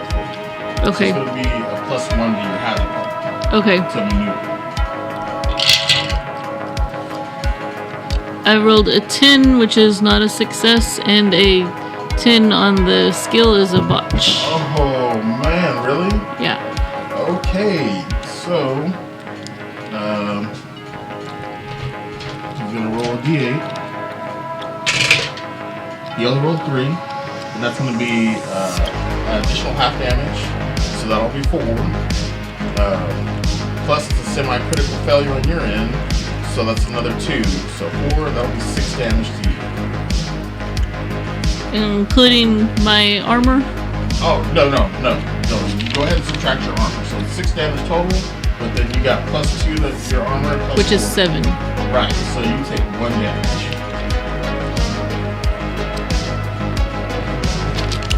I think it's doing pretty good this time. She's doing a lot better. Alright, so now it is that girl that just came in and got shot. Alright, so she's gonna make her move action. She has two blades in her hand. And she moves up towards you. And go ahead and roll to maneuver. No increased hazard level. Ooh, I rolled a 16, which is not a success, and a 10, which is a botch. Ooh, man, these botches hurt me. Yeah. Okay, so 5 damage plus your botch. A semi-botch or is it a full botch? Semi-botch. Okay, so it's an additional half damage, so that'll be 2. So 8. Alright, 8 damage to you. But like I said, you have a ton of armor now. Yeah, 7 armor. Yep, 7 armor. So that's just 1 just damage. 1 damage. And now it is Bubble Boy's turn. Alright, Bubble Boy is going for Mr. Zane. Zane's gonna roll to maneuver. And of course, this guy has a samurai blade that does 5 damage. Okay, this is turn 2 for him. He Can you put a 2 next to Zane? Because he only gets one more turn. Plus 2 power. Okay.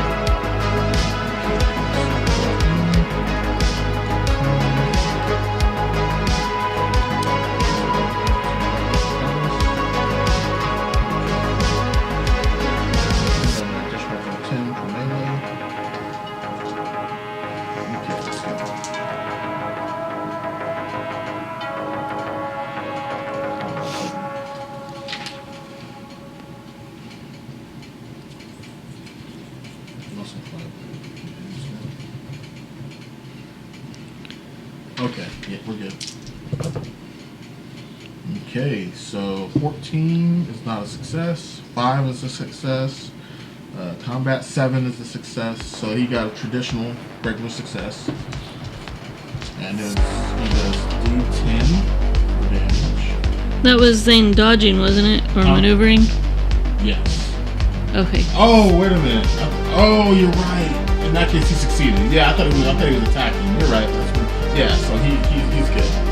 Yes. Now he attacks, because now it's his turn. Yes, now he gets to attack. You're absolutely right. Alright,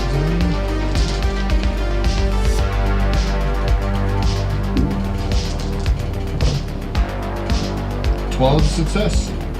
5 is a success. And 4 is a success. So that's a lot of flair. 7 is also a success. Wow, look at that. That's pretty amazing. Okay, so he gets since this is a major flare, Zane's gonna get a major effect to go along with his combat weapon. All right. So he's gonna roll a d10 for his damage. This is d8. And he rolled a 4. This guy has a bonus 2 to his armor. Plus he has an additional 1 armor. So he only takes 1 damage. But Zane manages to hit him with his hammer. It cracks the shield. And this dude depletes and falls to the ground. So Zane's able to drop this guy with his major flare success. All right. And then It's my turn. and then his shield goes down. All right. So he has to reactivate those shields. And this guy's shield is now down as well. All right. Well, Echo is attacking the girl in front of her with the Shadow Claws. 10 for power is not a success, but the 1 Nice, that's a crit. for the skill Semi-crit. and the 7 is not a success. Okay, so that's still traditional, that's a normal success. Yeah. So you get to do your full damage. You don't get any additional damage, but you can roll your D10 if you want, or take the 5. So this is a Shadow Claws, so this would be a 4. Oh, then you can roll a D8. Yeah. Come on, 8. 3. Alright, so she takes additional 2 damage to her, since she only has 1 armor.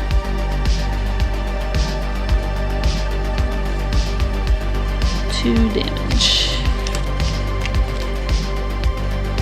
And now it is that guy's turn. Alright, so he's still flanking you. You Yeah. didn't use your move action, No, I did not. so... So now I maneuver. yes, roll for Oh, 16 and a 10. another semi-failure? Yeah. Okay. Man, good thing you're wearing that good armor today. Mm-hmm. Okay, so he's gonna roll his d8.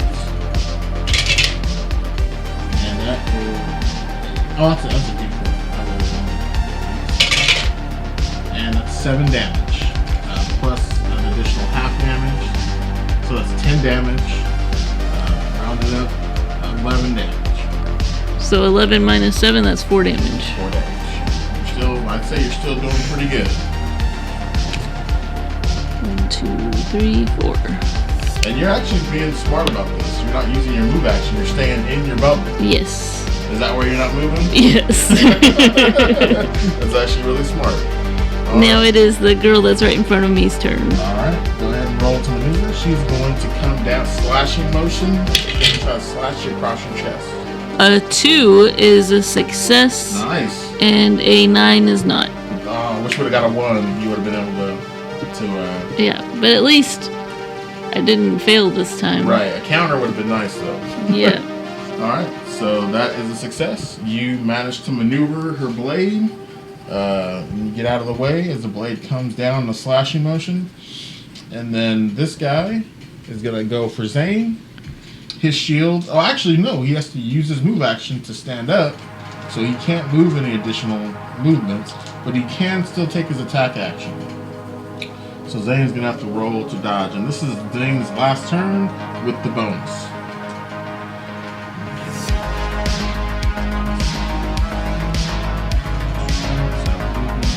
So he didn't get any bonus skills. He's the one dodge. And plus the one for the drill. Or for the muscle. Muscle fibers. And he rolled he rolled a failure on the 10, but he rolls a critical success on the big one. Nice. And plus another success. So he still passes. Yeah. So he still gets a clean success. And he's gonna roll raw damage. Thunder hammer. So he's doing a counter attack now? Oh! Because that was his dodge. That was his dodge. Yeah. Oh, that is a counterattack. Yeah. Okay. Yeah, that would be a counterattack. Yep. And his counterattack was 4 damage. And that guy's armor? Is his armor? He only has one armor. Okay. So he counters for 3 damage then. Yes. 2, 3. And now it is Zane's turn. All right, Mr. Zane, let's go, buddy.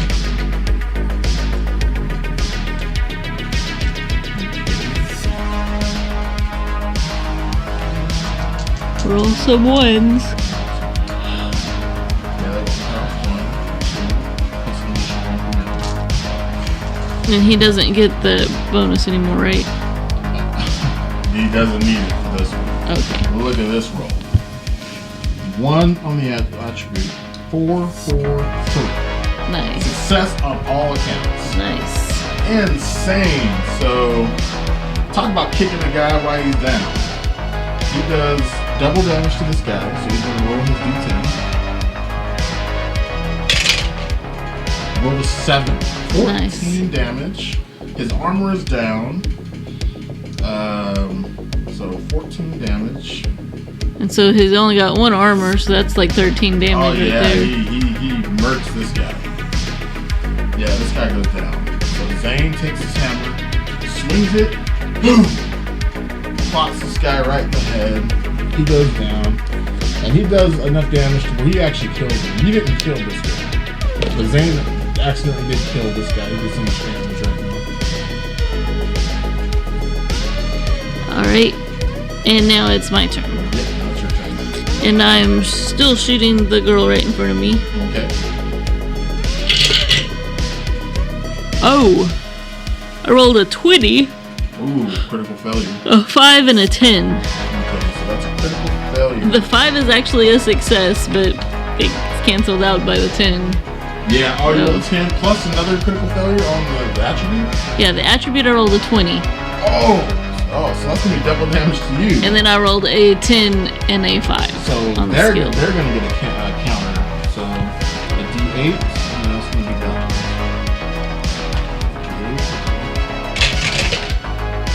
And they roll 7.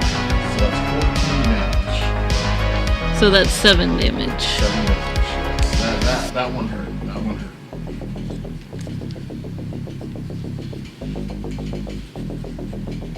You took a vicious blow to your rib cage, a stab right through. It kind of ruptures your liver, and yeah, it hurt. Alright, well now it's the man's turn. All right. I'm gonna say he's actually going to change targets once he kind of hears his friend go down in pain and agony, and he's going for Zane. All right. Zane's gonna roll to maneuver. He no longer gets his bonus. And and he rolled a 20. But he also rolled 2 successes on his attribute. Oh, that's good. So that de-escalates it. He got one. So he fails, and he takes how much damage? D8. He takes 5 damage. Zane has 3 armor, so he takes 2 damage.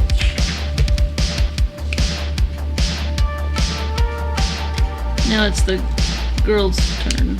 Alright, so after she did a striking blow to your abdomen, and she's seen how much damage you did, you actually see your nanite armor ripped open and has like a opening there. And she's gonna attempt to strike in that same spot. So go ahead and roll to maneuver, but you're gonna get a -2 to hazard level. Because this is a called shot. Whoops. And that's a success. And I rolled a 1 on the power. Oh, that's a crit. Attribute. That's a crit. 7 is not, but that 4 is. Alright, for the skills. So you managed to critically succeed, so you get a counteraction. So are you going to proceed with a shot with your bow? With the shadow claws. Alright, go ahead and roll a d8. Come on, 8. 7. Oh, killer. Alright, so she only has 1 armor. She takes 6 more damage. And how does that put her at? 1, 2, 3, 4, 5, 6. That puts her at 13. Alright, so she drops to... Boom. You managed to stick her pretty good in her right-hand side, and you pierce the lung, but you don't kill her. She hits the ground though. She's losing a little bit, but you've been doing this long enough to know she's gonna survive. She's doctor's attention. And I am going to do a quick heal because now it's my turn. Okay.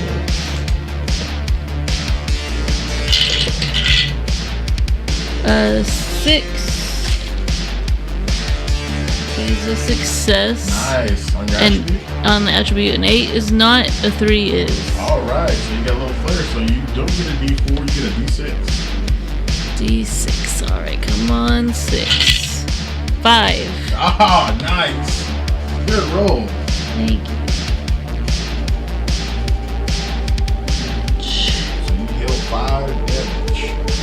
So that leaves me at 8. Alright. And I still get to attack?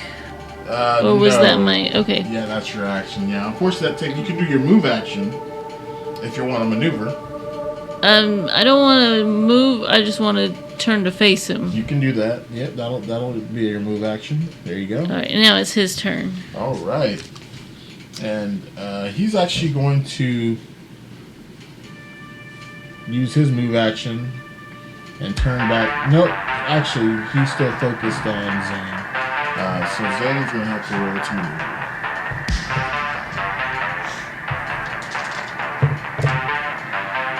Three, up the 10, takes out this, but he's still succeeding on his attribute with his hand. So Zane manages to maneuver the shot, and now it is Zane's turn, right? Yes. Okay. So Zane's gonna make his move action. He's going to move where the old enemy was. He is going to make an attack action. That's a critical failure, but that's canceled out with 3. The 12. Not a success. It would have been a success if we still had that power bow. And is this a 6 or a 9? That is a 6. Okay, so I think the 6 is a success. Nice. So you get the semi-success. Cover him with D10. So it's going to be half damage.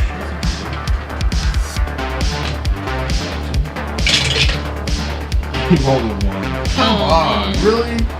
So he doesn't even do 1 damage. Because you have to do at least 2 to get displacement. Alright, well, I am going to... I'm probably not close enough to use my shadow claws on him. You can use your move action. I'm going to shoot him with the infinity bow. Shoot him with the bow. 17 is not a success, 8 is not, but 1 is. Oh, that's a crit on your skill. On my skills, yeah. All right, so that's a full blown hit. That's a traditional success. Alright. So I'll roll for damage. D10. 10. 7. Whoa! Woo! All right. And he's got 2 2 armor. armor, so that's 5 damage. Yep. And where did that leave him at? That's actually the first damage he's taken. Is it? Okay. Yeah. So okay. And now it is his turn. All right. So he is still. She takes a shot from behind. He turns around. He sees you. Oh, you were flanking him. He takes an additional half damage. Okay, so make it 6 instead of 5. No, that'd be 7. 7? Yep. Oh, how much damage did you do? 5? 5. So an additional half damage would be 2. So 7? Yep. Yep, because you were flanking him. So he's going to reverse that, turn to you, and attack you. So go ahead and roll to maneuver again.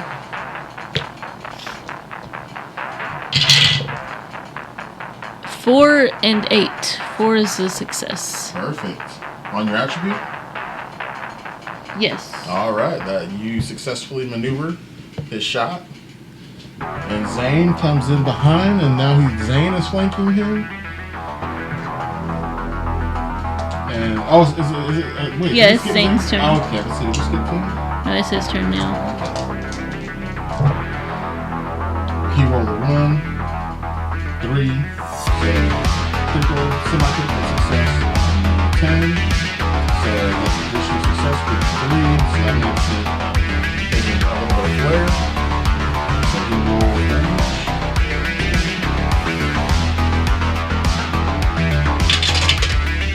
He rolls a 5.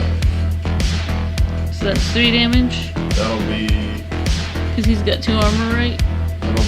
additional half damage. Oh, I got you. For the crit. So it'll be 7 damage. Minus 2 for his armor, so 5. Yep, 5 damage. And that actually puts him down. Yeah, that puts him at 12, so he is down. Yep, so he goes down. And no additional enemies reported. So you guys feel like you succeeded. Now it's time to slash. Alright, so that room where we took the pizzas, let's go in and search that room. Alright. Go ahead and give me your search roll. Awareness, right? Awareness, yeah. 7 and 6. Awareness, is that cognition? Cognition, yeah. Okay, then that's a success. Nice. Okay, so as you go rummaging around in this office, this room, you notice that in the wall you see that these seams in the wall that look out of place, and you're thinking there's something behind them. Alright, I want to move the seams. Are they like paintings? No, it's like seams, like. Oh, seams. I thought you yeah. said scenes. No, it's little seams. Seams. Little thin, you barely caught it. It's like like a seam or something. Like Yeah, I got you now. Right. But you can give me a tech roll, and that'll let me know if you're able to successfully figure out this seam and get it open. 1 for cognition. Oh, nice. And 2 9s are not success, but the That's a 1 critical is. success. So Yeah. you you head over to this corner here where your casino is, and you start filling the scene. You notice when you touch it, it brings up a fingerprint scanner, and it kind of shines through the paint behind the like the, you know how like the wall's painted, but underneath it you see a glow, like a faint green glow for a fingerprint.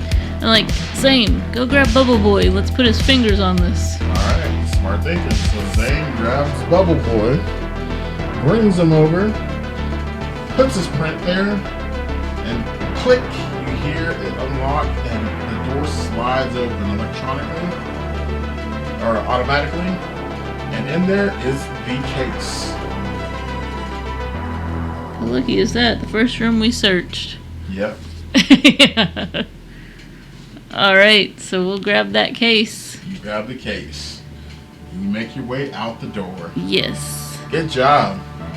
Mission accomplished. And Awesome. we'll call it there for the evening. So I hope you guys enjoyed the session. We had a few new mechanics come into play since a lot of the Bioware and Cyberware we haven't got to test out yet. So it was nice seeing the Cyberware and Bioware in combat. I promise the game will go a bit smoother once we get used to using those elements. But still, I can't complain. It went well today.